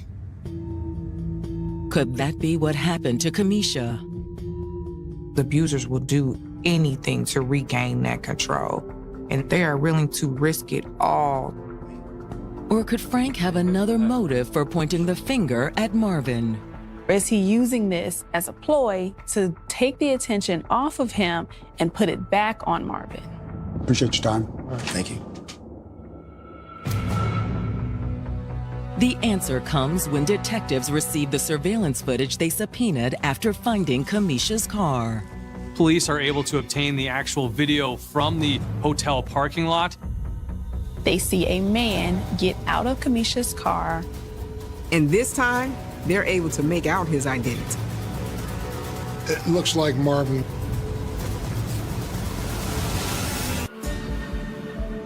Detectives searching for missing mother of three, Kamisha Hollis, have uncovered evidence that her boyfriend, Marvin Young, may be responsible for her disappearance. Security cameras at the hotel where police found Kamisha's car captured video of the man who abandoned it in the hotel parking lot. That man they see on camera is Marvin Young. It was contrary to the story he'd already given to law enforcement. Marvin claimed he'd spent the day looking for Kamisha. But now the detectives have video proof that Marvin spent at least part of the day in Kamisha's car. Detectives also suspect he drove her car to the nature preserve where they recovered her phone. The video of Marvin ditching the car at the hotel was recorded a few hours after cameras also captured Kamisha's car exiting the nature preserve. Investigators are now at the point where they want to arrest Marvin. There's only one problem. They can't arrest Marvin for murder because they have not found a body. Instead, they take him into custody on 3 charges of child neglect. They arrest him for leaving his 3 children at home alone the morning of Kamisha's disappearance. Police are able to hold him for these charges and maybe try to get to the bottom of what really happened to Kamisha Hollis. Detectives begin by sitting Marvin down for another interview. Look, I shouldn't have left him, but I was trying to find Kamisha. They drilled him and they asked him, where's Kamisha? Man, look, I told you I don't know. We think you do. Ain't gonna send me off, man. Whoa. Hey, get off me. He threw a fit during the police interrogation. They had to handcuff him and put him in a cell. With Marvin refusing to cooperate, the detectives are no closer to finding Kamisha. The last place that she left a scent for a tracking dog to find was on the shoreline of the Missouri River. There was a high probability that she was in the water. Although without Kamisha's body, proving it in court won't be easy. Omaha police didn't have a lot to go on in terms of what may have happened inside the house the night that Kamisha disappeared. However, someone does know. And with Marvin behind bars, she's ready to talk. Homicide. Kamisha's mother calls the investigators and tells them that Kamisha's oldest daughter knew more about what happened that night than she and her youngest sisters had initially let on. They were afraid of him. They really missed their mom, but they were also afraid to speak up and share things. She's only 10 years old. When Kamisha's mother brings the little girl in to talk to detectives, she starts by confirming what Kamisha's friend Frank had already told them. Marvin was physically abusive towards his children and his girlfriend. While they were inside of that house, they had to spend all their time being quiet. He was able to keep them in their own prison. They were just paralyzed with fear. He would tell them, don't tell your grandma anything when y'all go to visit. If y'all do, I'm gonna beat y'all. In addition to the threats, it appears that Marvin had taken extra precautions the night Kamisha disappeared. Daddy gave us some medicine. Marvin had given all three of the children cough syrup laced with codeine. But according to Kamisha's daughter, she and her sister weren't sick. We felt fine at first, but he told us it was supposed to help us sleep better. But Kamisha's oldest had spit out the cough syrup when her father wasn't looking. She had that feeling that something wrong was going to happen. The youngest two fell asleep, but she didn't. And she said she was trying to listen. Kamisha's daughter says it wasn't long before she heard something. It sounded like him and her mom was in their bedroom, and he was fighting her mom, beating her mom. Their daughter said when they have these kinds of arguments, it usually ends with Marvin hurting their mom. That night didn't appear to be any different. She could hear her mom say stop, and then all of a sudden she didn't hear anything. In the quiet, she had eventually dozed off. She said she fell asleep even though she tried her best to stay awake. And now that her father is locked up, she felt safe coming forward. She says she didn't tell investigators at first because she was scared. But will a 10-year-old's testimony be enough to secure a murder conviction? Even more convinced that Marvin is responsible for Kamisha's disappearance, detectives subpoena the cell tower data from his cell phone. Marvin left the family home at 5:11 a.m. the day of Kamisha's disappearance. The records show him heading to the nature preserve, where detectives believe he dumped Kamisha's body. Marvin was at the wildlife park the same time that Kamisha's phone pinged at the Missouri River. There's a direct parallel between the tower pings on Kamisha's phone and Marvin's phone, same place, same time. Which, as far as the detectives are concerned, can only mean one thing. He put Kamisha's body in her own vehicle and drove her to that wildlife refuge. Detectives in Omaha, Nebraska have uncovered evidence suggesting that Marvin Young murdered his girlfriend, Kamisha Hollis, and dumped her body in the Missouri River. They have circumstantial evidence indicating Marvin did kill Kamisha, but they do not have a body, even several months after her disappearance. Without a body, the detectives felt they needed more evidence before they could bring charges. Hoping to strengthen the case against Marvin, the detectives combed through Kamisha's cell phone and a computer recovered from her house. On Kamisha's cell phone, investigators find several pictures of Kamisha's bruises, cuts. They also find a voice recording of Marvin yelling at Kamisha and telling her he was going to kill her. Kamisha realized the trouble she was in, so she had to document it on her own to make sure that if something did happen to her, there was a trail. Detectives find even more documentation on Kamisha's computer. Investigators find an email on Kamisha's computer that was drafted in July 2017 that goes into detail about Marvin's abuse. It talks about one incident where she was beat unconscious by Marvin. She also wrote in that email that if something ever happened to her, it was Marvin who did it. On June 14th, 2019, over a year after Kamisha disappeared, prosecutors are finally able to charge Marvin with first-degree murder. Even without the body, investigators now believe they have enough evidence. Oh my God, I was so happy. I was so happy. I said, they finally got him, they got him. But murder charges are one thing. A conviction is another. When you don't have a body, it's a tricky case. What the prosecutors need is a confession. But Marvin continues to maintain his innocence as his trial date approaches. Marvin and his defense team stand strong that he didn't do it. Then, just days before the trial, everything changes. The prosecutor called me and she said, we're going to take a plea deal. And I said, no, let's take it to court. Let the jury decide. And she stated, well, we might lose if we take it to trial. Marvin takes a plea deal where he pleads no contest to manslaughter, which is a lesser charge, which more or less means that Kamisha was killed, but there was no intent to kill her.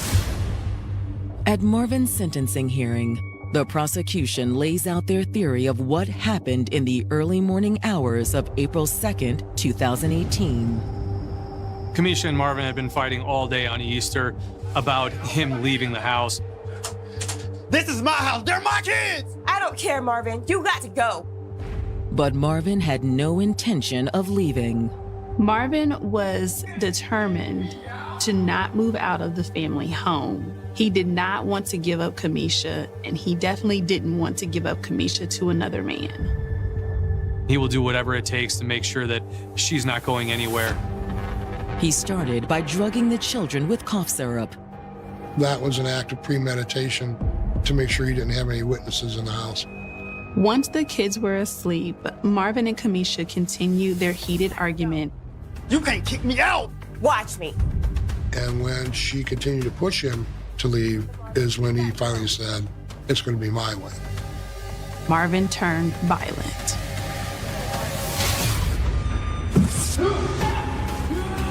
Marvin brutally beat Kamisha and possibly strangled her as well.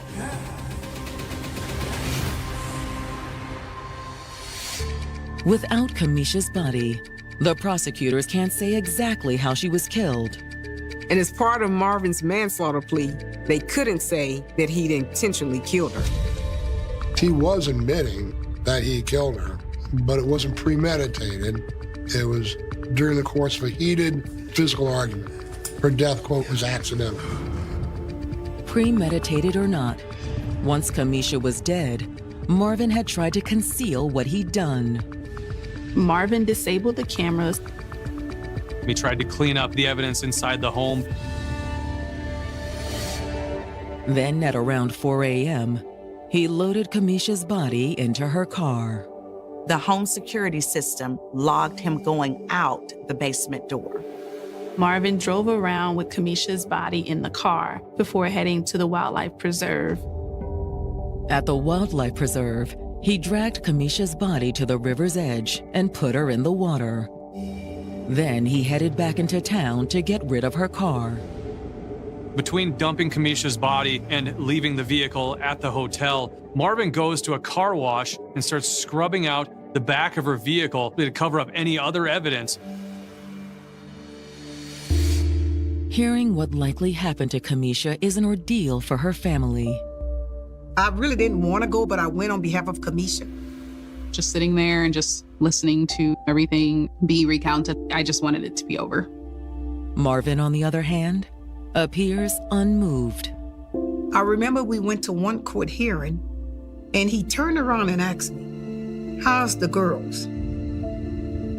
He acted as though he still had control over what was happening. And there is one piece of leverage that Marvin still clings to. The closure Kamisha's family desperately needs. The one thing that Kamisha's mother and family wants to know is where she's at. so they can lay her to rest properly. Even after hearing the pleas from Kamisha's mother and her children, Marvin still refused to tell where he dumped Kamisha's body. It's like he still have control over us.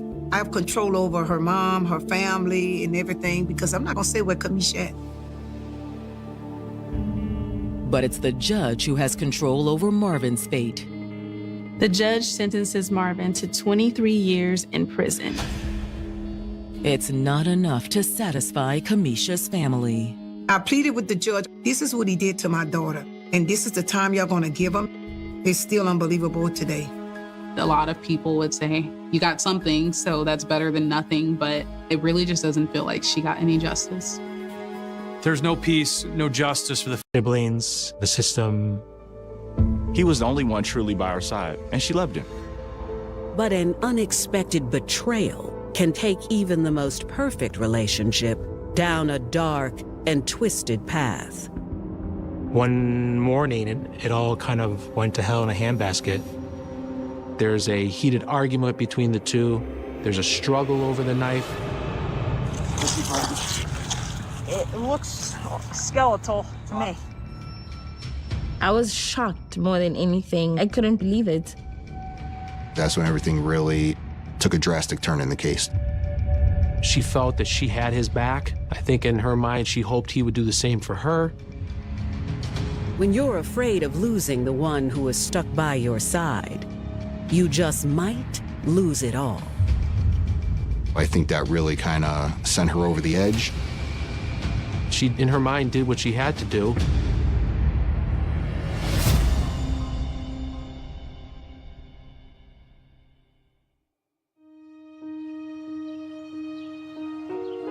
Summer 2020, Waterbury, Connecticut. 2 hours north of New York City, Waterbury is Connecticut's own little melting pot. It's a city with lots of generational presence here, but it's also been a city that's been very welcoming and inclusive of people coming from other countries. On Monday, July 13th, residents in this diverse city are enjoying a warm summer afternoon when the Waterbury Police Department receives an urgent 911 call. Waterbury Police, how can I help you? Yes, I'm calling because we can't get hold of my friend. The Waterbury Police Department received a call regarding a missing individual. Malik Ibarra, a Staten Island, New York resident, informs officers that he is unable to get in contact with his girlfriend, who lives in Waterbury. Okay, and how long have you been trying to reach your friend? I last spoke to her on Friday night. Was there anything wrong? Malik stated that they had an argument a couple of days prior in Staten Island, and he's been trying to get in touch with her since and has had no luck. So he asked officers to go out to her residence and basically do a welfare check to check on her to make sure she's okay. And what's her name? Lerato Sabatella.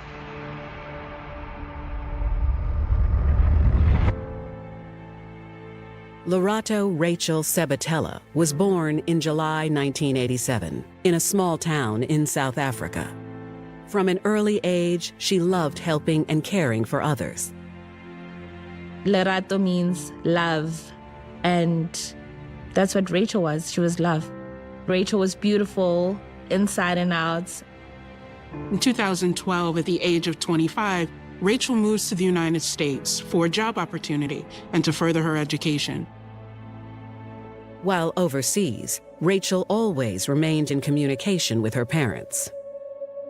Everything that Rachel did was because she wanted to make her parents proud. Rachel eventually found a job in New York City as a live-in nurse's aide and worked in Staten Island.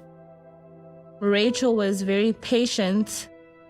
Her clients had a lot of difficulties, so she was more like a friend or like a family taking care of another family member. She never treated it like a job. Rachel's job often meant she'd spend long periods of time away from home.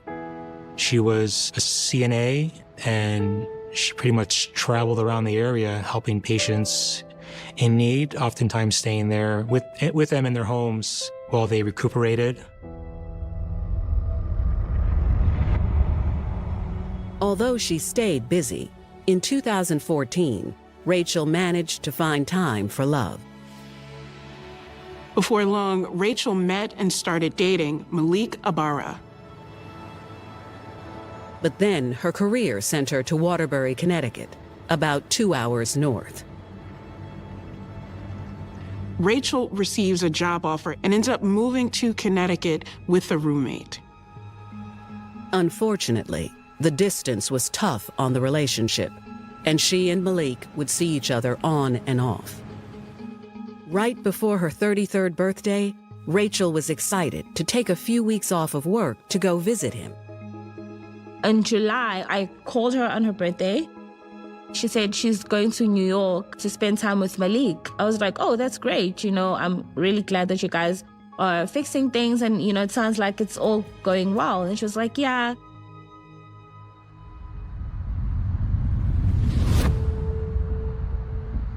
But now, Rachel's boyfriend, Malik, is worried after not hearing from her for 2 days. She didn't call. Her phones are off. Waterbury officers head to Rachel's apartment to check on her. And there's no answer at the door. They spoke to a couple neighbors. The neighbors didn't report anything out of the ordinary. The officers then attempt to call Rachel's phone several times, but it goes straight to voicemail. The officers used a building super to get into the apartment, to check the apartment. When they were inside, they didn't notice any signs of disturbance at the time. We also learned that Rachel was a home health aide individual who would spend long periods of time away from her apartment. We did speak with her place of employment. Nobody really had heard from her for a few days, so it wasn't necessarily out of the ordinary. Erring on the side of caution, they put her in the NCIC system as missing. Over the next few weeks, officers receive more concerned calls from Rachel's friends and family, who are also unable to contact her. What got me really worried was that Rachel's mom cannot contact Rachel. So that's when I knew that something is not right. More than a month after Rachel's boyfriend reported her missing, officers receive a shocking phone call from Rachel's roommate. On August 29th of 2020, her roommate returned home. She had been trying to contact Rachel throughout that month, had been able to do so. She's also a home health aide, so she's away from the apartment for extended period of time as well. She noticed something is not right. There's things missing, there's things out of place. She believes something could be terribly wrong with Rachel.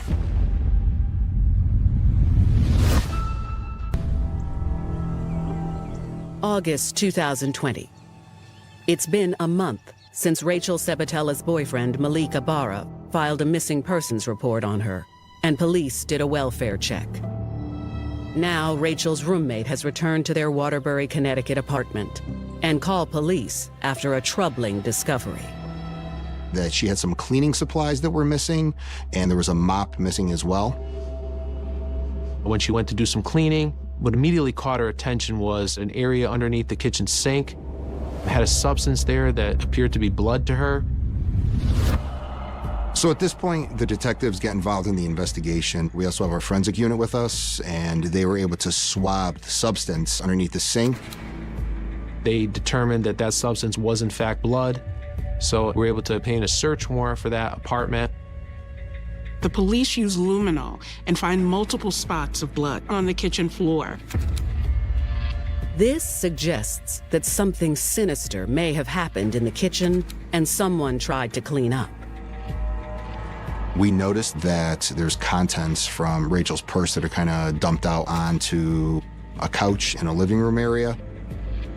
There still wasn't much to go on, so the police were working on that theory that something had happened to her. In an effort to narrow down her whereabouts, detectives collect her iPad.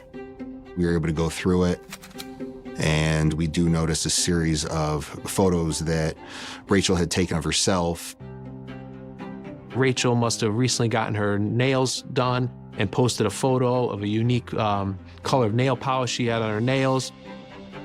They also find on her iPad that she had hired a ride from Staten Island to Waterbury the night Malik last saw her. So we were able to confirm that she did make her way back to the city of Waterbury. Investigators request her cell phone records and those of her boyfriend Malik Ibarra as well. That last person who talked to her was obviously Malik, had gotten into a verbal altercation with her prior to him reporting her missing, so that's where our focus was shifted at that point. When Malik's phone records come in, detectives are in for a shock. We were able to determine from Malik's cell phone records that he never left New York. He remained in New York, never came to Waterbury. For 2 more weeks, investigators come up empty in their search for Rachel. Then, on September 12th, police in Watertown, a neighboring city, get a distressing call from a man out hiking in Black Rock State Park. Watertown Police Dispatch. I'm hiking in Black Rock. You're in Black Rock? Yeah, I think I found a dead body. Watertown police respond to the park and meet the hiker at the bottom of an embankment. They confirmed the discovery that the hiker had made. At this point in time, there's no indicators telling either the Watertown police or the state police who that individual may be. Oh yeah. It looks skeletal to me. It definitely appears to be a human. We got a shirt. We got a body cavity over here. Feet tied up. And it looks like it's been broken home. They're aware that we're also working a missing persons case. So they contact us. Members of the Waterbury Police Detective Bureau respond out to that scene as well. Waterbury investigators see the body is wrapped in a series of blankets and black trash bags with red ties. The body was badly decomposed. It's really just skeletal remains. There was nothing really identifiable on the body itself. But there is a shirt and pink bra around the rib cage, suggesting the remains are of a female. I don't see a head. Sir. But right there next to the body were very distinctive fingernails, the same fingernails that were seen in a photograph that Rachel had taken of herself on her iPad. So obviously he immediately thought that this could be Rachel there. They call in cadaver dogs, and they locate the skull in the same general area. Those remains were then sent to the state medical examiner's office where an autopsy was conducted. The next day, through DNA, the remains are confirmed to be Rachel. The medical examiner believes Rachel was killed months earlier, and the head was removed post-mortem, likely by animals.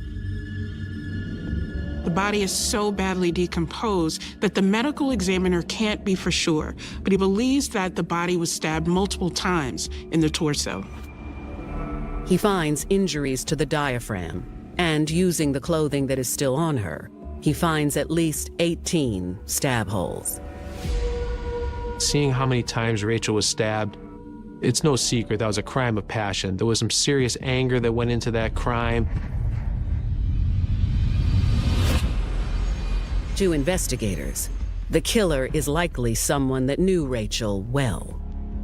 The samples from the blood that were under the sink, those were eventually compared to another DNA profile of Rachel, and it came back to be the same blood. Detectives are now confident that she was killed in her own apartment, and then her body was dumped at Black Rock Park. And that became a full-fledged murder investigation. We really had to hit the ground running to determine what happened to her.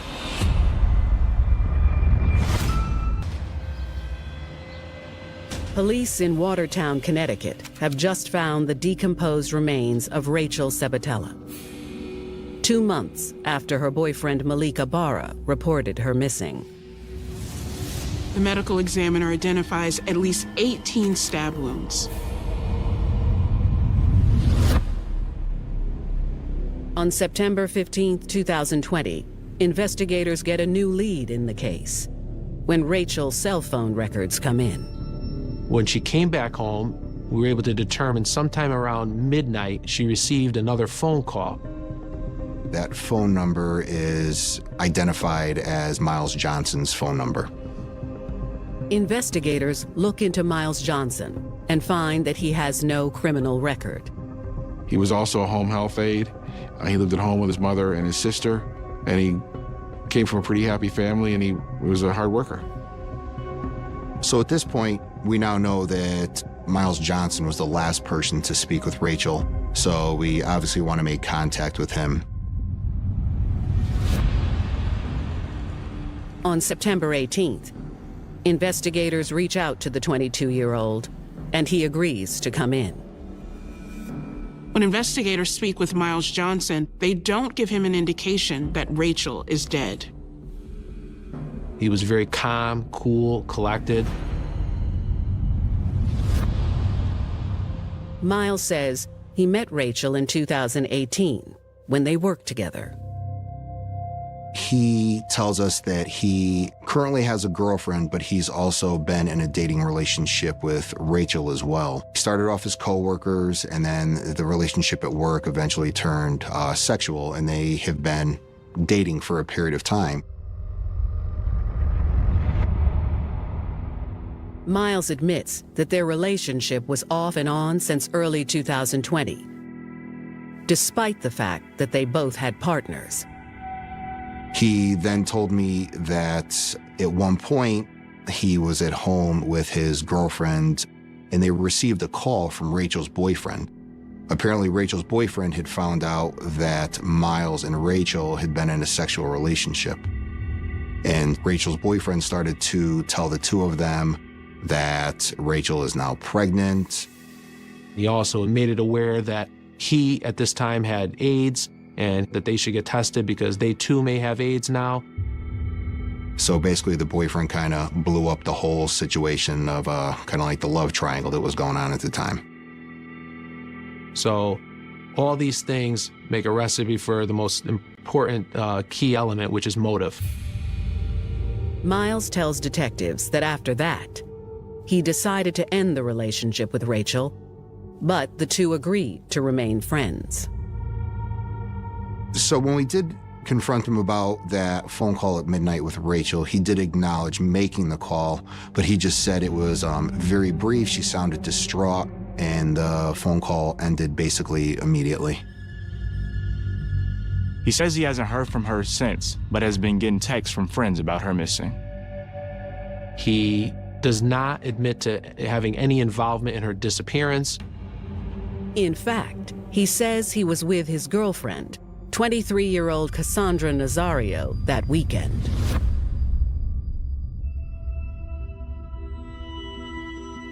Cassandra Nazario came from the Bronx, New York, and had a brother and older sister.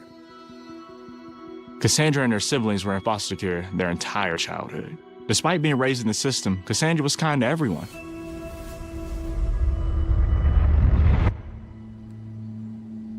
Then, in 2006, Cassandra's aunt moved the children to foster care in Waterbury, Connecticut. But eventually, Cassandra and her siblings were separated, leaving her on her own in her group home. She was pretty much abandoned by her parents, her siblings, the system, essentially. But Cassandra never let this bring her spirits down. Once she was old enough, Cassandra finally went out on her own. She had her own apartment, she had a job, and she always wanted to be in a field where she could help people and help animals. She worked hard to support herself, but instead of becoming a veterinarian, she became a certified nursing assistant. While her professional life was soaring, Cassandra's love life was far behind. Until 2018, when she met 20-year-old Miles Johnson at work. Miles was a CNA also and seemed like a good kid, never really got into trouble. I knew Miles because he worked at the same facility as us. Miles was friendly. He would greet, here and there. He was hardworking. She was in love, and she just enjoyed being in a relationship with him. Soon, Miles became the most important person in her life. I think she just wanted so badly to have a family of her own. She felt that all she had was Miles, and he was the only person she could truly rely on.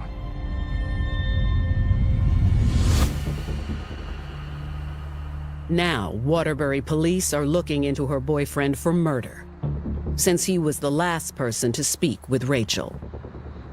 So once we get done with that interview, we also applied for a search and seizure warrant for Miles's phone records and his location at the time. And when we received his phone records, that's when everything really took a drastic turn in the case.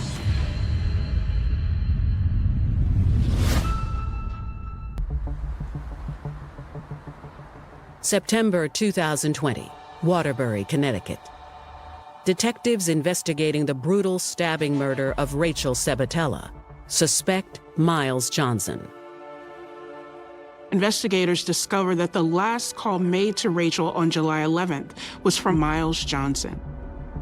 He admits to the sexual relationship with Rachel, and he explains to us that Malik was able to reach out to him and his girlfriend, where now this relationship gets brought to light. It's out of the bag now.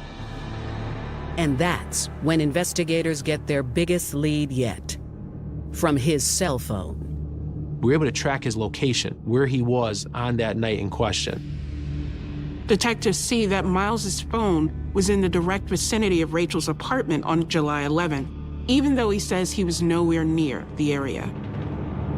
We continued to follow locations of the phone throughout the night, and the locations went from 56 Johnson Street right to Black Rock State Park, where the remains were found. Once we have that information, we pretty much immediately go back to Miles Johnson's house. Asked him if he would respond back to the police department with us again. Once there, investigators waste no time confronting him with what they know. And he wasn't really able to provide any good story as to why his phone was at Rachel's at the time or why it was over at Black Rock State Park. He was saying things like, oh, my phone must have been hacked or somebody gotten a hold of it. Miles attempts to stand by his original alibi, insisting that he was at home with his girlfriend the entire time. At this point in time, we had enough probable cause to apply for and were in fact granted an arrest warrant for Miles' arrest, charging him with the murder of Rachel. Detectives next focus their attention on Cassandra, unsure of how much she may be involved. On September 23, 2020, investigators asked Cassandra to come in for questioning. She was pretty tight-lipped about everything. She was very upset. We remember her crying that night, but she really wouldn't get into too many details. Eventually, Cassandra did not want to speak with detectives, and she ended up leaving. In search of physical evidence, the next day, detectives search Miles's home. Their investigators find Rachel's keys and a couple of her belongings in Miles's apartment. They also locate the same type of duct tape that Rachel's remains were found in. There was also garbage bags that seemed to be the same ones that were used to wrap up Rachel's body. They find a fire pit in the backyard, but there's nothing in it. After wrapping up their search, investigators return to the station, only to encounter an unexpected surprise. Miles Johnson is brought back up to the Detective Bureau, and he asks to speak with me again. He provides investigators with a very bizarre depiction of what went on that night, but claims he actually wasn't the one who killed Rachel. He essentially put the blame on Cassandra that she was the one that went in there and killed Rachel.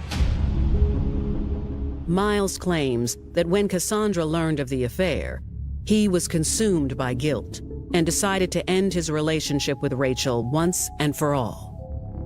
He stated that that evening he wanted to go to Rachel's apartment and kind of talk things out with her. Cassandra came for the ride as well, but Miles was the only one that entered the apartment.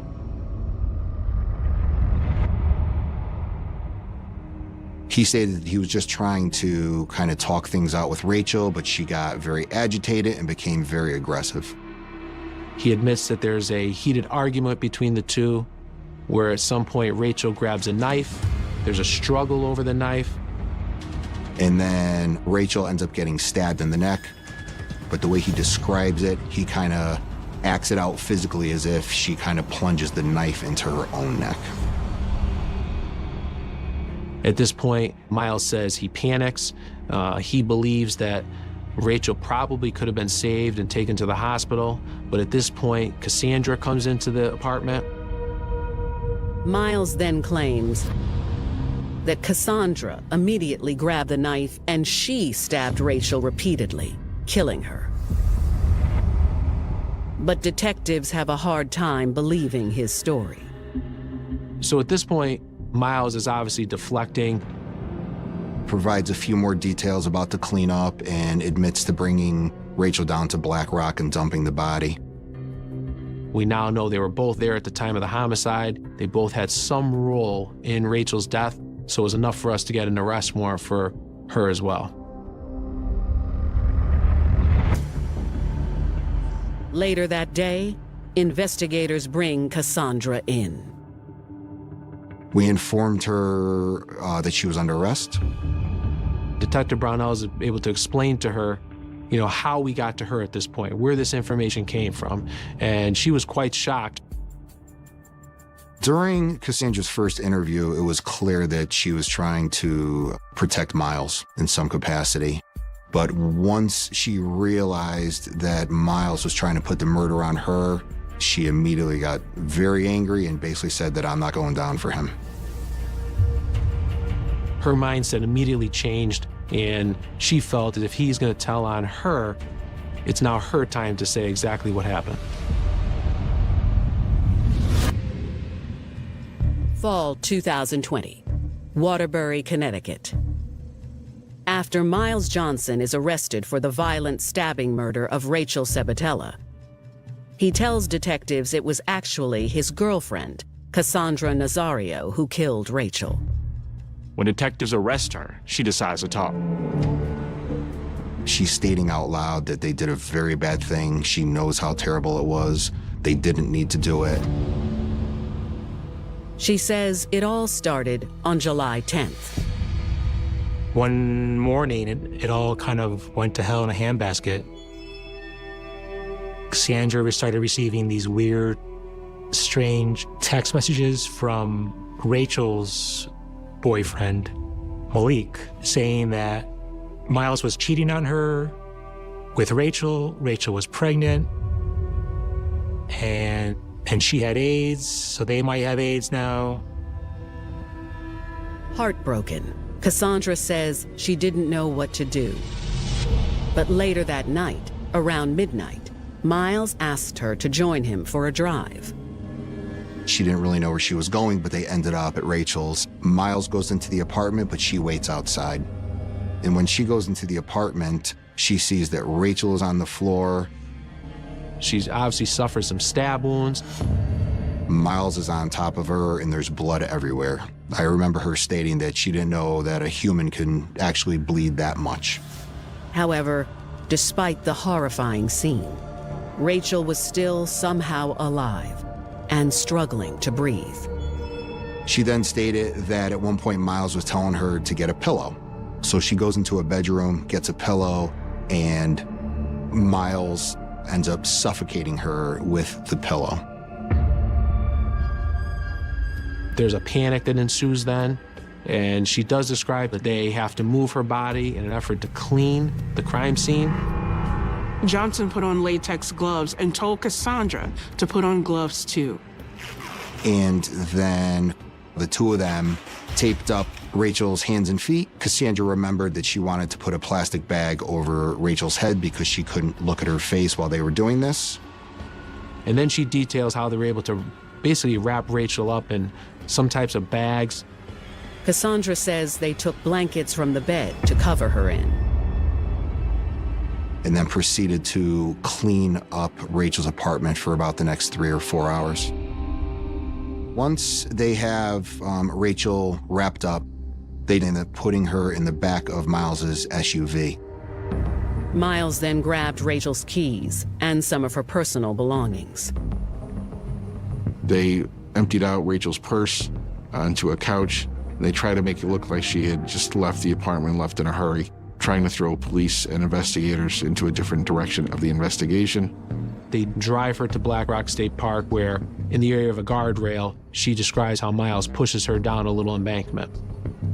From there, the two get back into the vehicle, and once they're back at Miles's residence, she describes how there's a fire pit in the backyard, and they took all their clothing and some of the items they used and ended up burning it in that fire pit. However, Cassandra doesn't know what Miles did with the murder weapon. So at this point, now having the version of events that she'd provided, we felt more likely that those were probably the truest events that actually occurred. Cassandra appears very remorseful. She knew that they had done something horrific, and she really wanted to do everything she could at that moment to make it right. And I believed her. Miles Johnson and Cassandra Nazario are both charged with the murder of Rachel Sabatella. They are also charged with burglary and tampering with evidence. With these charges, they each could receive more than 100 years in prison. Prosecutors working the case offer them both a plea bargain, but Miles turns it down. Cassandra, on the other hand, agrees to cooperate. She wanted to enter into a plea bargain where she would testify against Miles Johnson. We did what's called a proffer, where what they say in there can't be used against them. The incentive for them is to be completely truthful. Cassandra shocks them with the final version of what really happened. She had indicated that she had been far more involved in the murder than we had known. Spring 2023, Waterbury, Connecticut.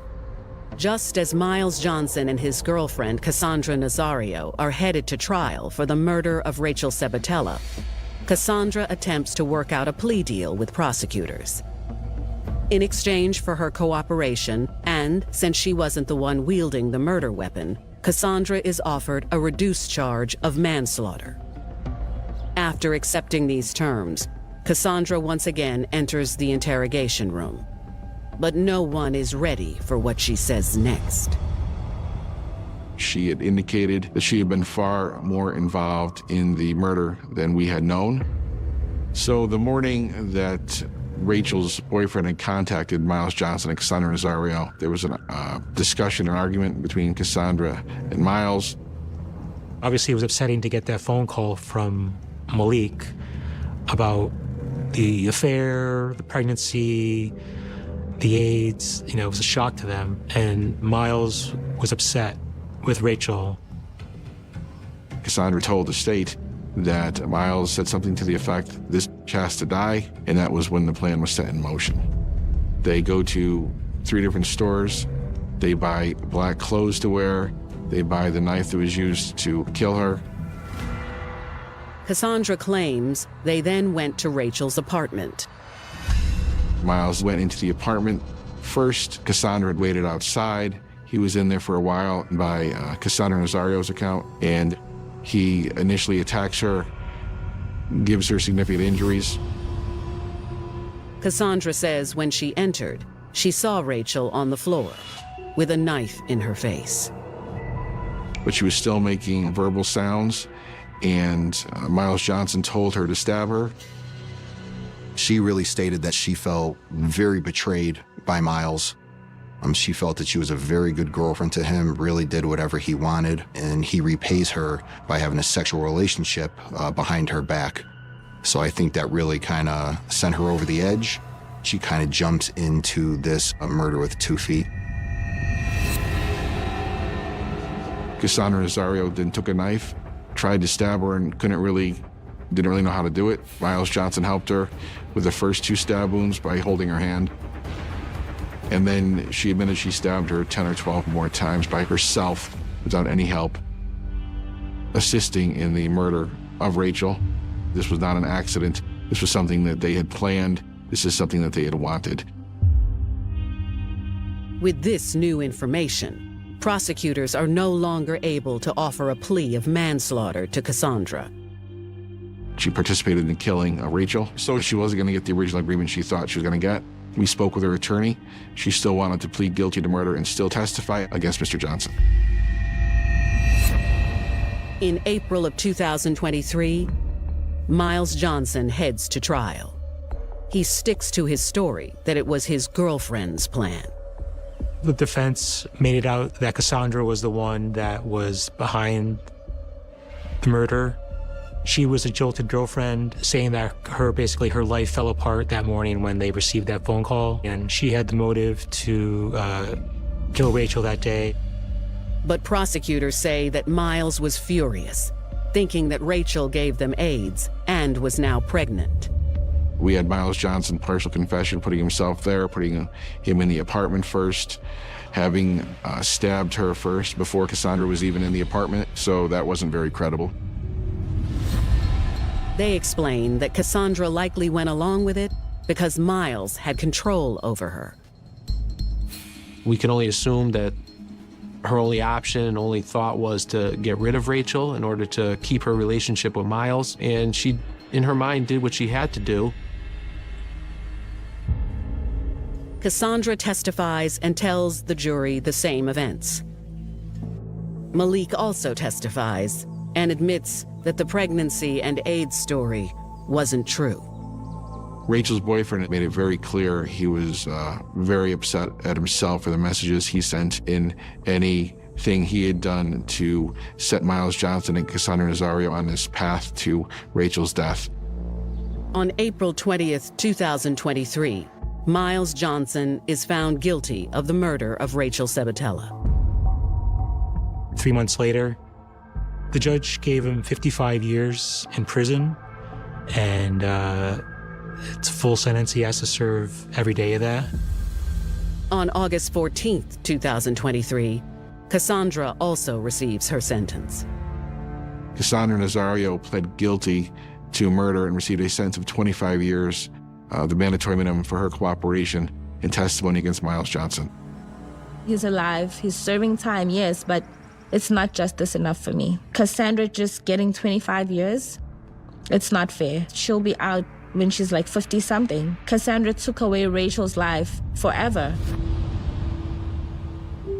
Cassandra Nazario is scheduled to be released in 2045. It was probably fair, only because we all felt strongly that Miles was the driving force. He was, in fact, the actual killer. We can't dispute or discount or forget the fact that she had a role in that crime.